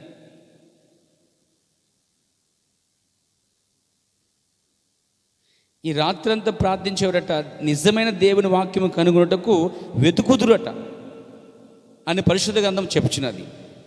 ఓ దేవునికి స్తుతి కలుగాక. అయితే దాన్ని కనుగొనలేక విఫలం అవుతూ ఉంటారు. నీవెక్కడ నిలబడి ఉన్నావో ఎరిగి అందులో నీవు లంగర వేయబడి ఉండవలసి ఉన్నది. దేవుడు అతన్ని పాపములు క్షమించే వరకు కన్నీటితో ప్రార్థనలు చేసి తమ పాపపు జీవితమును శుభ్రపు చేసుకుని పరిశుద్ధాత్మతో నింపబడుట తాను పొరుగు వారిని నుంచి దొంగిలించిన దాన్ని ఇతర సామాన్లు ఇచ్చివేసుట దైవభక్తితో జీవించినంత కాలం ప్రేమ దైవత్వముతో నింపబడి ఉండాలి. మనం అట్టి వాటిని కలిగి ఉండే వరకు మనము దేశంలో ఉద్యమమును కలిగి ఉండలేము. అంటే ఏంటి? రాత్రంతా ప్రార్థన చేయటం వలన దేవుని ఆత్మతో నింపబడినప్పుడు నీ పాపాలు సరి చేసుకుని పక్కవారితోటి ఏమైతే దొంగిలించావో, అబద్ధలాడో, బొంకావో అవన్నిటిని బయటపడతావట. అదే ఉద్యమం అండి. అలాంటి ఉద్యమం కావాలా? చెప్పండి. చుట్టూ పెద్ద లైటింగ్, భోజన పదార్థాలు, లంచ్లు కార్యక్రమం ఏర్పాటు చేసుకొని విందులు వినోదాలు ఏర్పాటు చేసుకుంటే ఉద్యమం అనుకుంటున్నారా? నెవర్. అది కాదు ఉద్యమం. ఉద్యమం అంటే రాత్రంతా ప్రార్థనలో ఉండి నీ పాపములు సరి చేసుకుని పక్క వారితో సంబంధాలు చేసుకున్న కార్యాలు సరి చేసుకొని అంటాడైన ఇక్కడ ప్రేమ, సమాధానము, దైవత్వముతో నింపబడాలి. మనం అట్టి వాటిని కలిగి ఉండు వరకు మనం దేశంలో ఉద్యోగమును కలిగి ఉండలేము. ఎన్ని ఉద్యోగ కూటాలు అయినా కానీ వ్యక్తిగతంగా నీలో ఉన్న చెత్త అంతా బయటకు రాని ఉద్యోగం లేకపోతే ఎన్ని ఉద్యోగాలు నీకు ఏ ఉపయోగపడవు. ఇవాళ చాలామంది I'm going to revival meeting అంటున్నాడు. మేము ఎవరికి వెళ్ళిపోతున్నాం? ఉద్యోగ కూడలకి. వెళ్ళిపో. లోపల చెత్త పెరిగిపోయింది ముందు. ఈరోజు అంటే మెసేజ్లో అందరూ revival meetings, bride revival meetings పరిగెడుతున్నారు. ఆ పక్క ఈ పక్క పరుగులే. వ్యక్తిగతంగా మాత్రం ప్రేమ లేదు, దయ లేదు, సాత్వం లేదు, మంచితనం లేదు. లోపల అంటాడు ప్రవర్తన. ఇక్కడ పొరుగువారి నుంచి దొంగిలించిన టైర్లు అంటున్నాడండి. టైర్లు, సామాన్లు, ఇవన్నీ పొరుగువారి పుస్తకాలు, పొరుగువారి గిన్నెలు, చెమిషాలు, రైకులు, రేఖలో ఏమైతున్నాయో ఇలాంటి చిన్న కార్యాలు కూడా ఉద్యోగం ఒకటి సరి చేస్తుందట అండి. అంటే సరి చేసుకునే తత్వం ఇక్కడ ఉందండి. చిన్నయే కానీ అవి సరి చేసుకోగలుగుతాం. అలాంటి ప్రేమ మధురముతో నింపబడినప్పుడట అదే దేశంలో నిజమైన ఉద్యోగం అండి. ఉద్యోగం అంటే ఉద్యోగ కూటాలు కాదు, వ్యక్తిగతంగా కూటాలు. నీకంటూ లోపల పెరిగిపోయిన చెత్తంతా బయటకు వచ్చేదే ప్రార్థన ద్వారా, వాక్యము ద్వారా, వేడిన పడుదల ద్వారా, పరిశుద్ధాత్మతో నింపబడడం ద్వారా వ్యక్తిగతంగా జరిగే శుద్ధీకరణ అయ్యే నిజమైన ఉజ్జీవము. ఇప్పుడు ఆ ఉజ్జీవం ఎంతమంది కావాలి? చెప్పండి. కావాలి. దేవునికి స్తుతి కలుగాలి.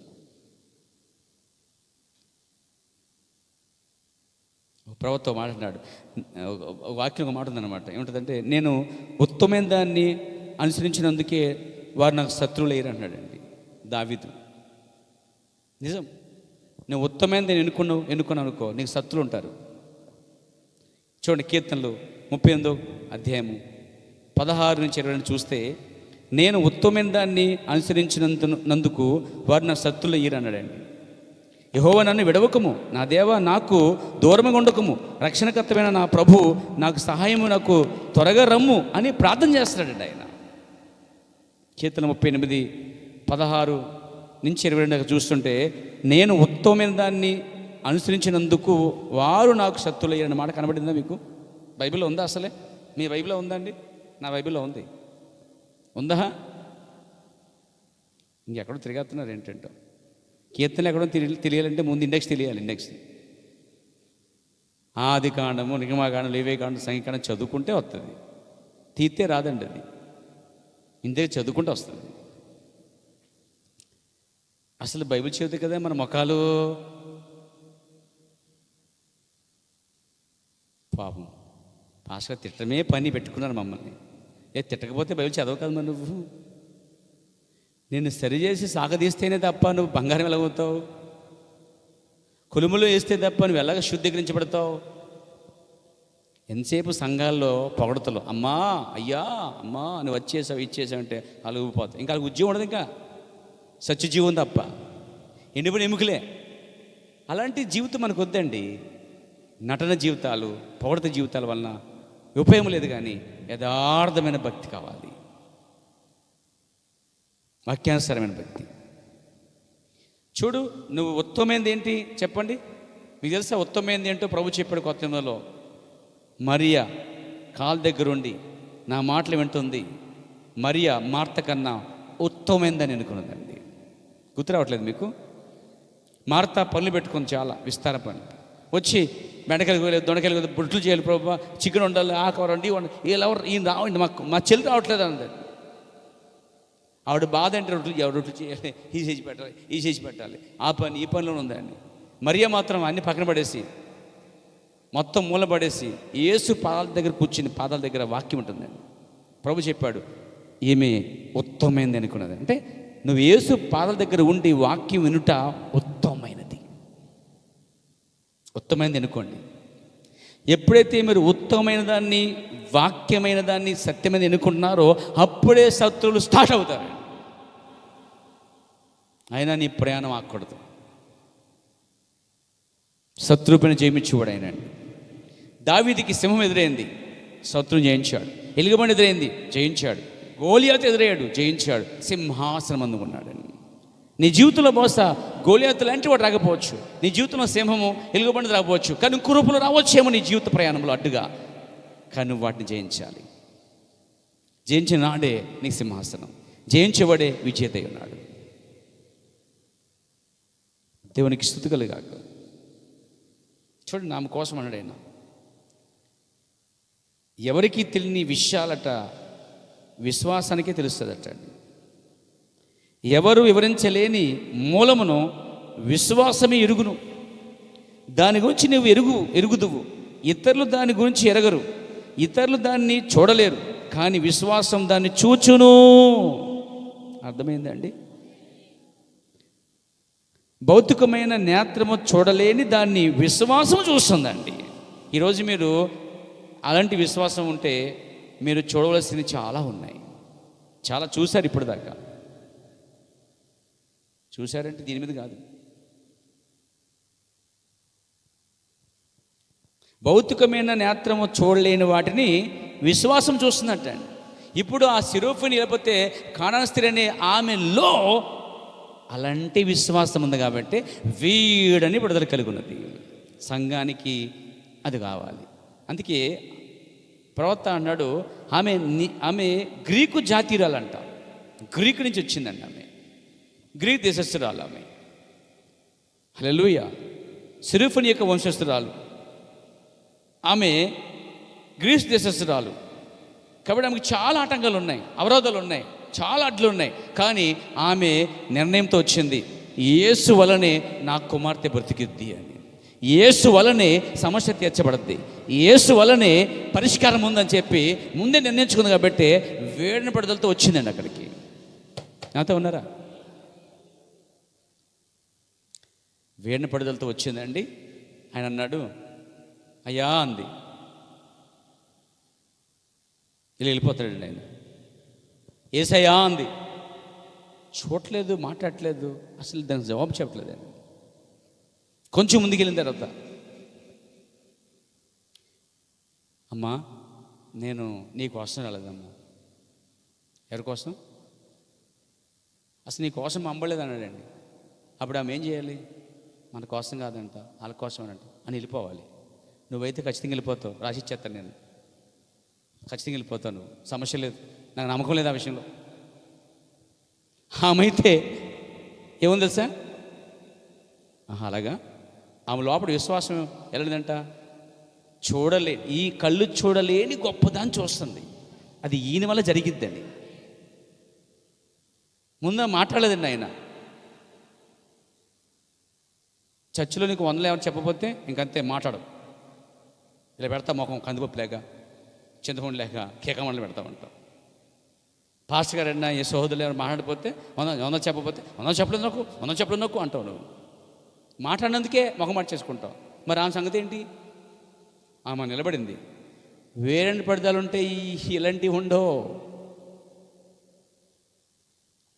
ఆమె ముందు నిర్ణయం ఏంటంటే యేసు వలనే ఈ కార్యం జరిగిద్ది. సరే నిర్ణయం తీసుకుంది, వస్తుంది. మాట్లాడలేదు ఆయన. ఫస్ట్ స్టెప్లో ఆయన మాట్లాడలేదు. సెకండ్ స్టెప్లో ఆయన చూసినప్పుడు ఆయన అంటాడు, అసలు మీకోసం పంపలేదమ్మా, నేను ఇశ్రాయేలు వారి కోసమే వచ్చాను. అయినా కొంచెం ముందుకు వచ్చిందండి. కొంచెం వెళ్ళిన తర్వాత, చూడమ్మా పిల్లలకు రొట్టె తీసుకొని కుక్క పిల్లకి ఎట్టుకోదు, మీరు కుక్కలు అన్నాడండి. నువ్వు కుక్కవమ్మ అన్నాడు. ఏమన్నాడు? ఏమన్నాడు? అంటే ఊరుకుంటారా?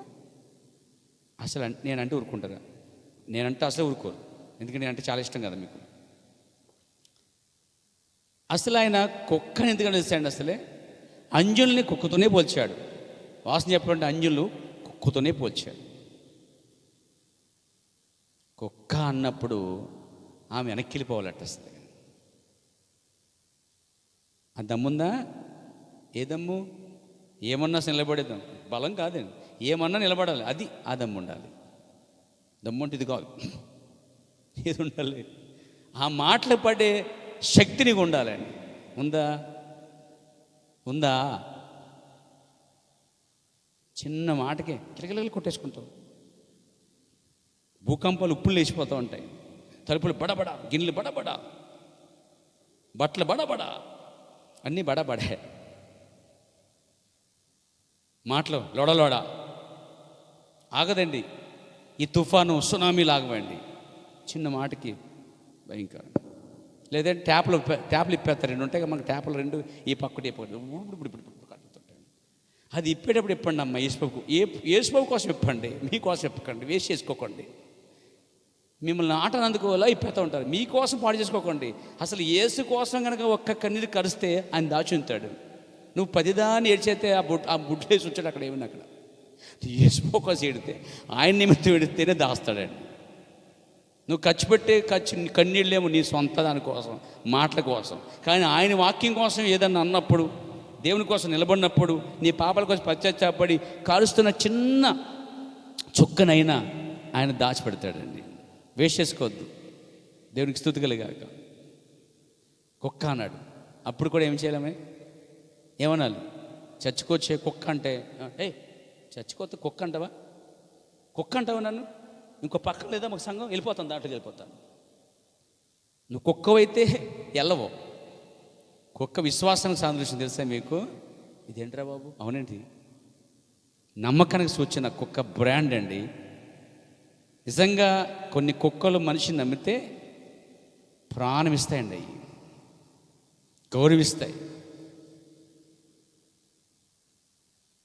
కుక్కకున్న విశ్వాసము, నమ్మకము ఈరోజు చాలామందికి లేదండి. సరే కుక్క అన్నాడు, అయినా ఊరుకుందండి ఆమె. అప్పుడు మాట అన్నది, అయ్యా నిజమేనయ్యా, మీ పిల్లలు ఏంటి, మీ పిల్లలు తినేగా పడేగా మిగిలిన ముక్కలు తినే నేను కుక్కనేనయ్యా, అయినా సరే నువ్వు రావాలి అంటాను. ఆయన లోపల విశ్వాసాన్నే తుఫాన్ రప్పించిందండి ఆమె. అది విషయం, మామూలు కాదు. ఆయన విశ్వాసం కదిలించిందంట. అప్పుడు చెప్పాడు ఆయన, చుట్టూ చూసి, ఈమెకున్న విశ్వాసం అంట ఆయనలో ఉన్న విశ్వాసం లాగేసిందంటండి, మ్యాగ్నెట్ లాగా.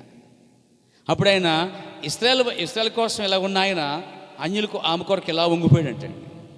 యేసుని వంగించే ఆ శక్తి, భౌతికమైన నేత్రము చూడలేని దాన్ని విశ్వాసం చూస్తుంది, కానీ అంతరంగంలో నేత్రం దాన్ని చూస్తుంది అన్నాడు. దేవునికి స్తుతి కలుగాక. అంతరంగంలో ఒక నేత్రం ఉంది, అది చూస్తుందంట అండి. అప్పుడు ఆమె యేసు నుండి ఒక అవసరత కలిగి ఉన్నది.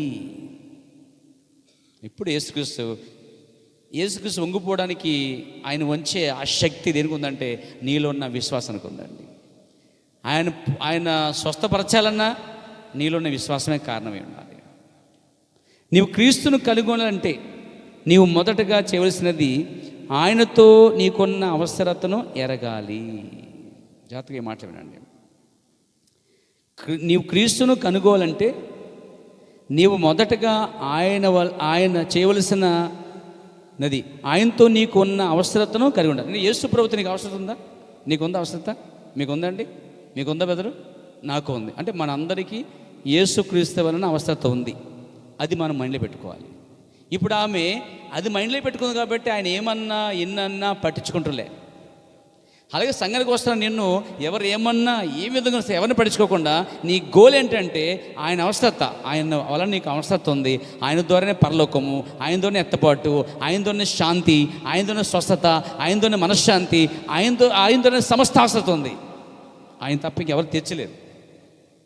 ఆయన పని చేయాలి. ఆయన ప్రారంభించాలి. నీ జీవితంలో నూతన కార్యం ఆయన ద్వారా చేయాలి. అది నువ్వు ఎరిగి ఉన్నప్పుడు, ఈ మెరుగుంది కాబట్టి ప్రవర్తనాడు ఆ మాటలు ఏం లెక్క చేయలేదంటండి. ఈరోజు సంఘాల్లో ఏంటంటే కొద్దిగా లేట్ అయితే కంగారు, ఓ మాట అంటే కంగారు. ఇదిగో పాస్టర్ గారు, ఇదిగో మధ్యన పాస్టర్ గారు మమ్మల్ని అంటున్నారండి. ఓ మాట చెప్తా సంగమా, ఆ రోజు మీకు అనిపించినప్పుడు నా దగ్గరికి వచ్చి పాస్టర్ గారు నన్ను అన్నారా అని అడగండి. నన్ను నిన్నే అంటాను నేను.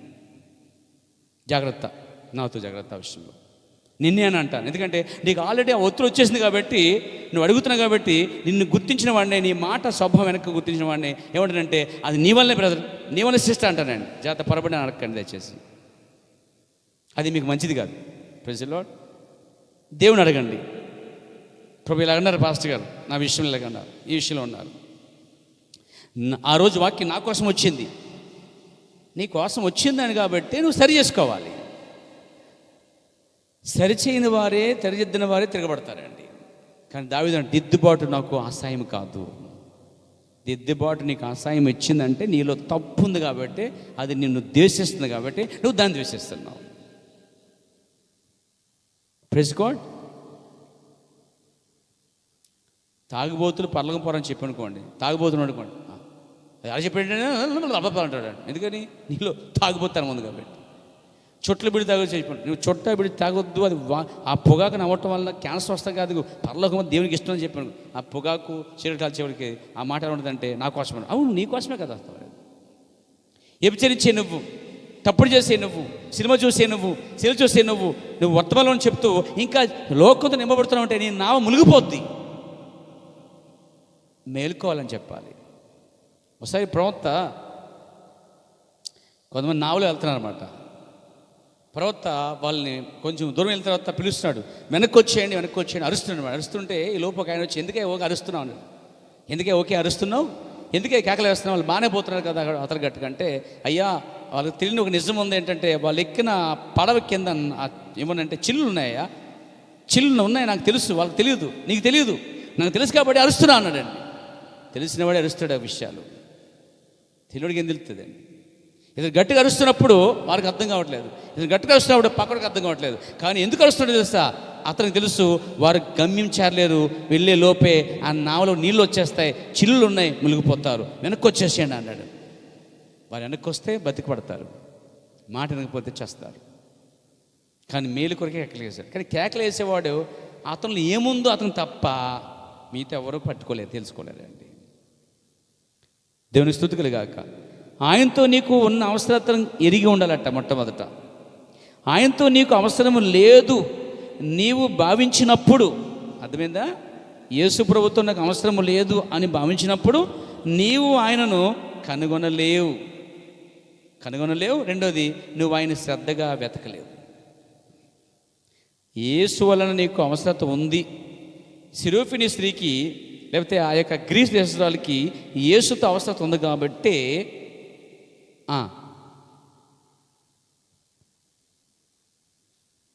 ఆయన కనుగొంది, శ్రద్ధగా వెతుకుతుంది.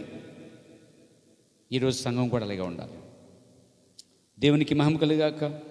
చెప్పొచ్చు హల్లెలూయా. అందుకే ప్రవర్తనాడు చూడండి, ఇక్కడ ఒక మాట చెప్తున్నాను.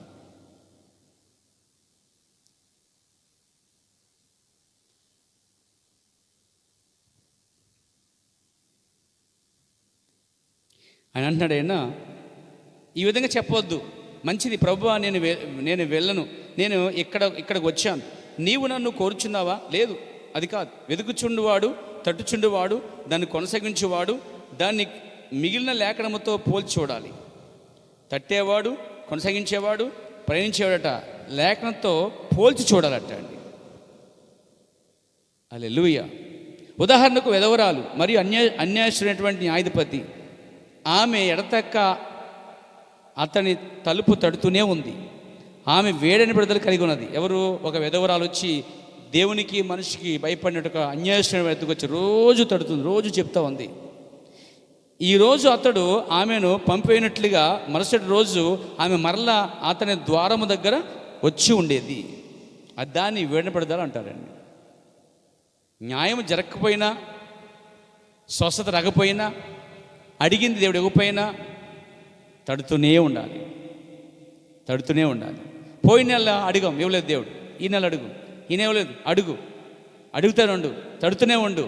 అలా నువ్వు తడుతూనే ఉండాలి. 2 నెలలు చేసిన తర్వాత 2 నెలలు పెట్టాను, 3 నెలలు రాలేదు, ఇంకా ఎందుకులే ఎందుకులే అవదులే అనుకున్నావు అనుకో, పని అవ్వదు. అది విజేత కాదు, వెనక్కి వెళ్ళే విజేత కాదు. ప్రవక్త అన్నాడు చూడండి, ఆయన ఏమంటే ఆమె ఎడతెక్క అతని తలుపు తడుతూనే ఉన్నది, ఆమె వేడని బ్రదలు కలిగి ఉన్నది. ఈరోజు అతడు ఆమెను పంపేయనట్లుగా మరుసటి రోజున ఆమె మరలా అతని ఎద్దకు వచ్చి దూరం దగ్గర నిలిచినది. నీవు దేవుని ఆ రీతిగా కనుగొనాలని ఆశించాలి. ఆమె ఎలా అయితే రోజు తడుతుందో, తలుపుని సాధిస్తుందో, విజయానికి వెళ్తుందో, వేడిని పడతలు కలిగి ఉన్నదో, సంఘమైన మీరు కూడా అలాగనే ఉండాలన్నాడండి. నీవు దేవుణ్ణి ఆ రీతిగా కనుగోవాలి, ఆశించాలి. ప్రతి ఉదయము, ప్రతి రాత్రి ఆయన హస్తముల దగ్గరకు రమ్ము. ప్రతి ఉదయము, ప్రతి రాత్రి యేసుక్రీస్తు యొక్క హస్తాల దగ్గరకు రమ్ము. హల్లెలూయా. ప్రతిరోజు నిరంతరము మాట్లాడుచూ ఉండు, అడుగుతూ ఉండు, తడుతూ ఉండు. కొంచెం సేపు అలసిపోవద్దు, అక్కడ నుండి వెళ్ళిపోవద్దు. అర్థమంది మీకు చెప్పింది ఏమన్నా? వెళ్ళిపోవద్దు, అక్కడే ఉండు. చూడండి, ఆ యొక్క కనాన్ స్త్రీ పోలేదు, అక్కడే ఉంది, తడుతూనే ఉంది. అన్యాయస్తుడు రేపు రామ్మ అన్నాడు, రోజు రేపు రామ్మ అన్నాడు. ఆయన వస్తానుంది అంటూనే ఉన్నాడు. ఆయన ఆమె తడుతూనే ఉంది, ఆమె వేడిన బిడదలకి ఉంది. సంఘం కూడా ఈ విషయంలో ఆనర్ ప్రేయర్లో, సంపూర్ణాతి ప్రార్థన జీవితంలో, చర్చికి రావటం విషయంలో, భక్తి విషయంలో, బైబిల్ విషయంలో, ప్రార్థన విషయంలో వేడని బిడదలు కలిగి ఉండాలండి. వాళ్ళే విజేతలు, వాళ్ళే జయ జీవితం జీవించేవారు. జయ జీవితం జీవించిన వారికే పరలోకం అండి. నాతో ఉన్నారు ఇప్పుడు. ఏమన్నా ఇక్కడ ప్రతి ఉదయం, ప్రతి నిరంతరము, ప్రతిసారి అడుగుతూ ఉండు, తడుతూ ఉండు.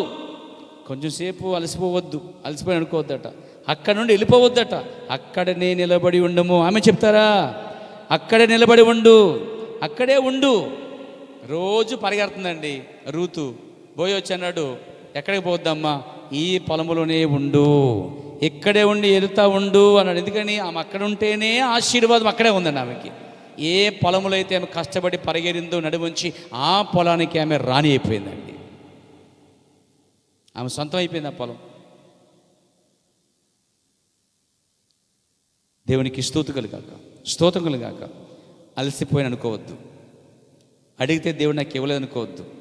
తడుతూనే ఉండు. ఈ నెల తట్టావా, వచ్చే నెల, ఈరోజు చేసావా, దేవుడు నిన్న చేసిన ప్రార్థన జవాబులేదా, తడుతూనే ఉండు. మనం చేసిన జవాబులేదా, తడుతూనే ఉండు. పోయిన నెల చేసిన అంశాలకు దేవుడు జవాబులేదా, తడుతూనే ఉండు.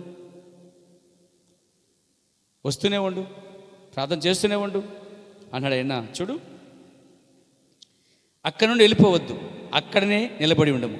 ప్రభువా, నేను ఇక్కడ ఉన్నాను, నేను విడిచి వెళ్ళను. ఇప్పుడు నేను నీ చేతుల్లో ఉన్నాను, నేను ఇక్కడనే నిలిచి ఉంటాను. నీవు విని అలసిపోయావా? నేను తట్టుటంలో గొప్ప సమయం కలిగి ఉన్నాను.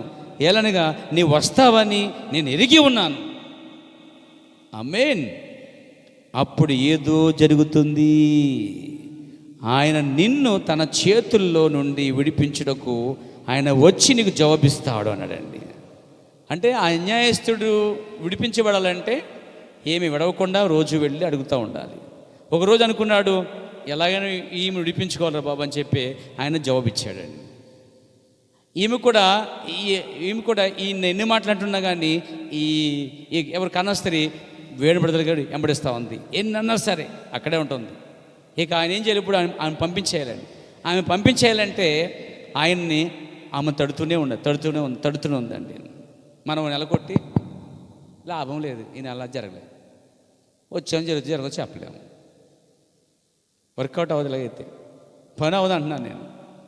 ఆమె వల్లే మనం ఇన్స్పిరేషన్ తీసుకోండి. ఆమె ఏ విధంగా చేస్తుందో ఆ విధంగా చేయండి. అప్పుడు యేసట, అప్పుడు ప్రభువట నీ అవసరతని నువ్వు తట్టినప్పుడు, నువ్వు వెళ్ళిపోకుండా అక్కడే ఉండి నిలబడినప్పుడు నువ్వు అలా చెప్పాలట, ప్రభువా నేను వెళ్ళిపోలేదు, ఇక్కడే ఉన్నాను, నీవు వస్తావని నేను ఎరిగి ఉన్నాను అని అలా ఉంటేనట ప్రవర్తనాడు. అప్పుడే నీ జీవితంలో ఏదో కార్యం చూడగలుగుతావు. దేవునికి స్తుతి కలుగాక, దేవుని నామమున మహిమ కలుగాక. నిజమైన ఉద్యమం అంటే అదే నా ప్రియమైన సోదరులారా. వింటున్నారా? ఆమె చెప్తారా? హల్లెలూయా. చూడండి, దేవుని యొక్క సన్నిధిలోకి వచ్చినప్పుడట మనము ఈ ప్రార్థన జీవితం గడిపినప్పుడే ప్రార్థన పరిస్థితులే మార్చేస్తుందంట అండి. నాతో ఉన్నారు మీరు? జాగ్రత్తగా ఉండండి. ప్రార్థించబడిన తర్వాత నువ్వు ఇక వ్యాధి వైపు చూడకూడదట. నిశ్చయంగా ముందుకు వెళ్ళు.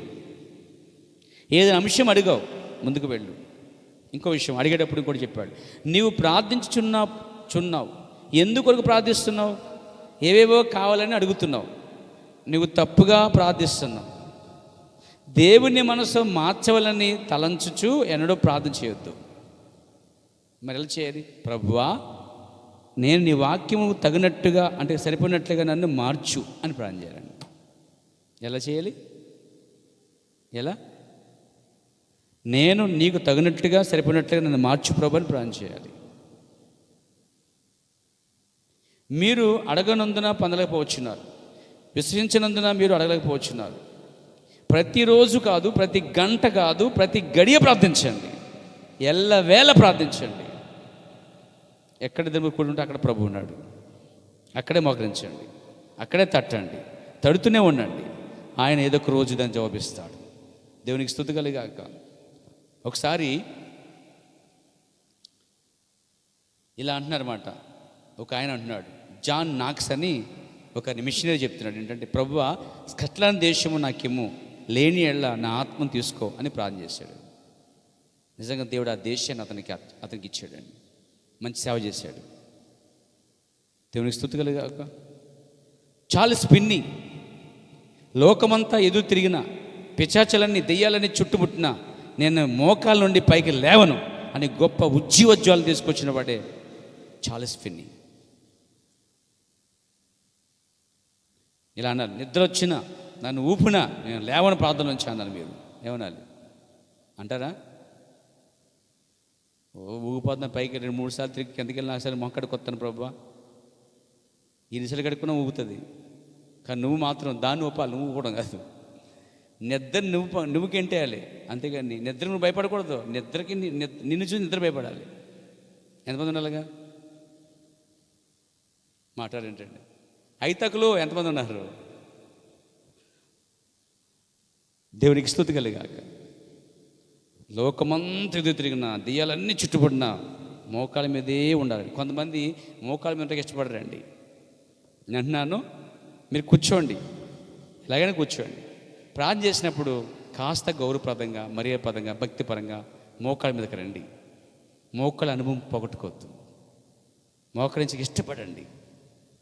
కొంతమంది వీళ్ళు వేసేస్తారండి మధ్యకాలంలో, ఇలాగా మఠం వేసేస్తున్నారు శుభ్రంగా. ఇలాగా ఇది ప్రార్థన అనబడదు. భోంచేత్త చూడది, ఇది ప్రార్థన అనదు. దీన్ని ఈ టైపు కూర్చుంటారు. ప్రార్థన మోకాళ్ళ మీద చేయాలి. సుఖపడే టైంలో సుఖపడండి. ప్రార్థన చేసే సమయంలో శరీరాన్ని కష్టపెట్టండి, నలగొట్టండి. దేవుడు దాన్ని ఇష్టపడతాడు. ప్రతి మోకాళ్ళు యేసు నామములో వంగాలి. మనం ఎలా స్తుతిస్తున్నామో అలాగే మోకాళ్ళ మీద ఉండాలి. ప్రార్థన చేస్తాడు, మోకాళ్ళ మీద ఉండాలి. నీ ప్రార్థన సమయంలో కొంచెం నొప్పిగా ఉంటాయి, తిమిరిగా ఉంటాయి, బరువుగా ఉంటాయి, అయినా పర్వాలేదు, భరించు. నీ బరువు నీ మోకాళ్ళ మీద ఉంచు, అలవాటు పరచు. అప్పుడు దేవుడు దెయ్యాలన్నీ కదిలించబడతాయండి. లోక చెత్తంతా బయటికి పోద్దండి. వింటున్నారా? దేవునికి స్తోత్రం కలుగాక. నువ్వు ఎలాగైనా మోకరించు, కానీ నీ 2 కాళ్ళు కూడా మోకాళ్ళ మీద ఉంచి నువ్వు ఏ రీతిలోనే ఉండు, ఏ హ్యాంగిల్లోనే ఉండు, కానీ ఆ రీతిగా మోకాళ్ళ మీదకి ఇష్టపడు. మరీ బలహీనతగా ఉందా, నొప్పిగా ఉందా, ట్రై చేయి. ఒకవేళ దేవుడు స్వస్థపరిచేమో అనుకో, సహాయం చేస్తాడు అనుకో, నేను దేవుని కోసమే చేస్తాను కాబట్టి దేవుడు ఈ విషయం పట్టించుకోండి అనుకో, అయినా సరే నిలబడి ఉండు. ఒకసారి నేను హాస్పిటల్కి వెళ్ళామంటే, నేను బ్రదర్ ఐజీకి వెళ్ళాం. నా కాళ్ళు ఈ పక్క అంతా వాసిపోయింది, ఈ పక్క అంతా అనమాట, ఈ పక్క ఇంత ఆపు వచ్చేసింది. హాస్పిటల్కి వెళ్తే ఆయన అన్నాడు, మీరు ఏం చేస్తారండి, ఇలా ఏ యాంగిల్లో కూర్చుంటారంటే, నేను ఇలా ప్రే చేసుకుంటాను. ఇలాగంటే ఎక్కువ టైం ఎంతసేపు ఉంటాను, 1 గంట 2 గంటలు అలాగ ఉంటాను, ఒకసారి 3 గంటలు ఉంటాను. అలా ఉండకూడదు, అలా ఉంటే ఇది ఇంకా వాసిపోద్ది అన్నాడు. అలాగని చెప్పేసి మందులు తీసి బయటకు వచ్చేసానండి. అలాగితే అయినా మానేసామండి, మనం అలాగే చేస్తున్నాం. అయినా సరే అలాగే ఉండాలి. దేవుడు ఏం చేస్తాడంటే దేవుడే స్వస్థపరుస్తాడండి. కొంచెం మోకాలు నొప్పులు ఉండొచ్చు, బరువు ఉండొచ్చు, అది కొద్ది టైం వరకేనండి. నిమగ్నమే ప్రార్థనలో ఉంటే అసలు నువ్వు ప్రార్థనలో ఉన్నప్పుడు మోకాళ్ళ మీద ఉన్నావన్న సంగతి మర్చిపోతావు. మనపూర్వకమైన విజ్ఞాపన చేసినప్పుడు, ఇష్టంగా ప్రార్థన చేసినప్పుడు, నీ మనసంతా మోకాళ్ళ నొప్పుల మీద అనుకోండి, నువ్వు ప్రార్థన చేయలేవు. సో సాధ్యమైనంత వరకు దేవుడు సహాయపడతాడు. సో ఆయనకి అసాధ్యం అంటే ఏది లేదు. దేవునికి స్తోత్రం కలుగాక.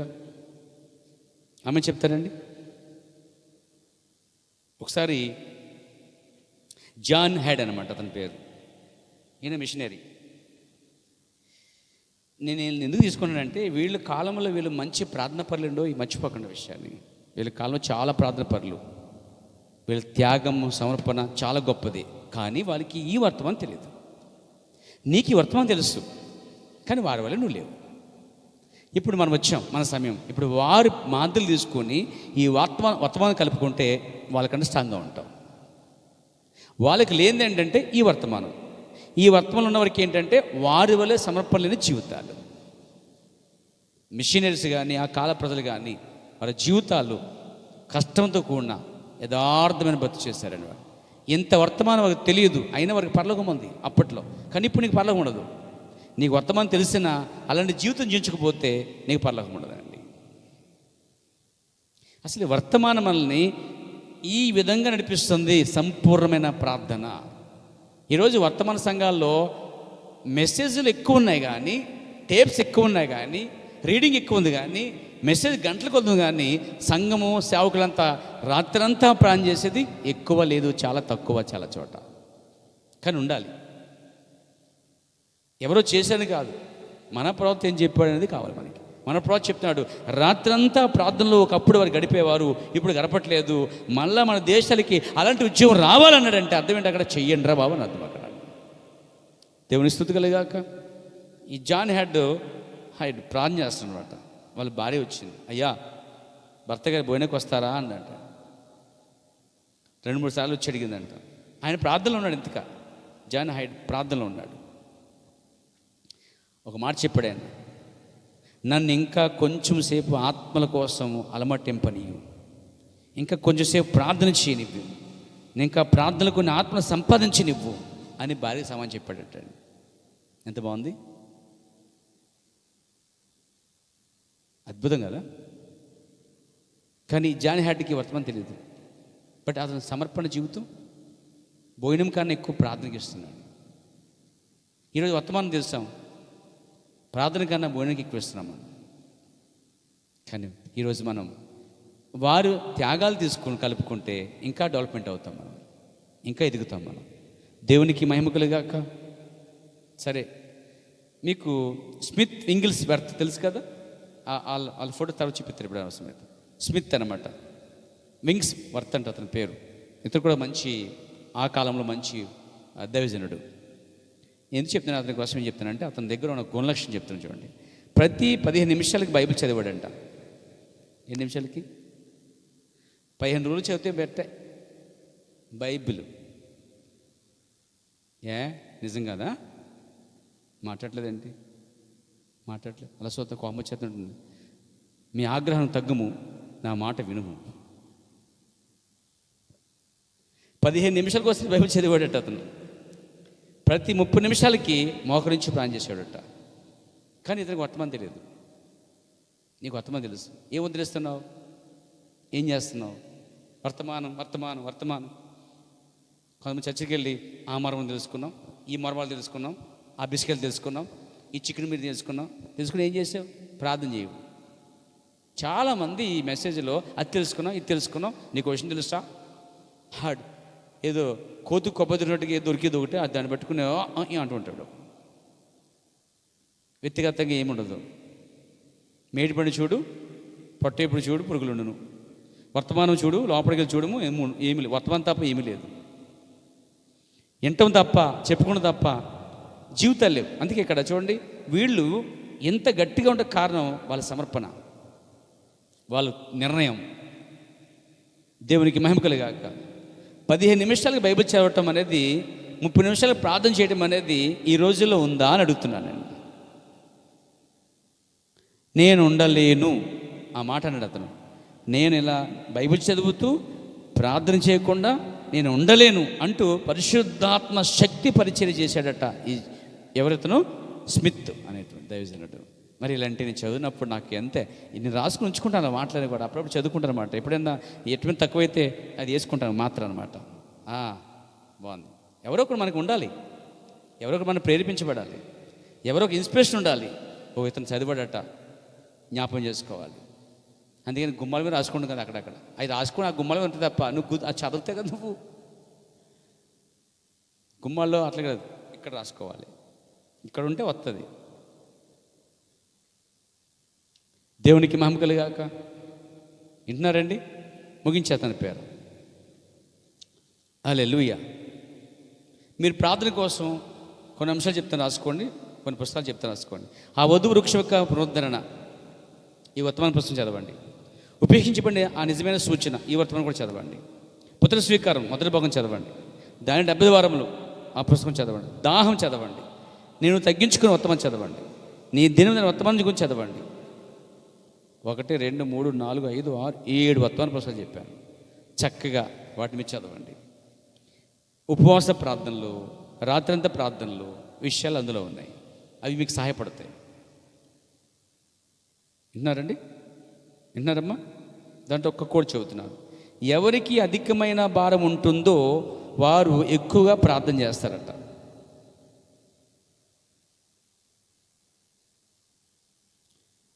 ఎవరికి అధికమైన భారం ఉంటుందో వారు ఎక్కువగా ప్రార్థన చేస్తారు. ఎవరు దేవుని వలన నిర్ణయించబడి ఉన్నారో వారే ప్రార్థిస్తారట.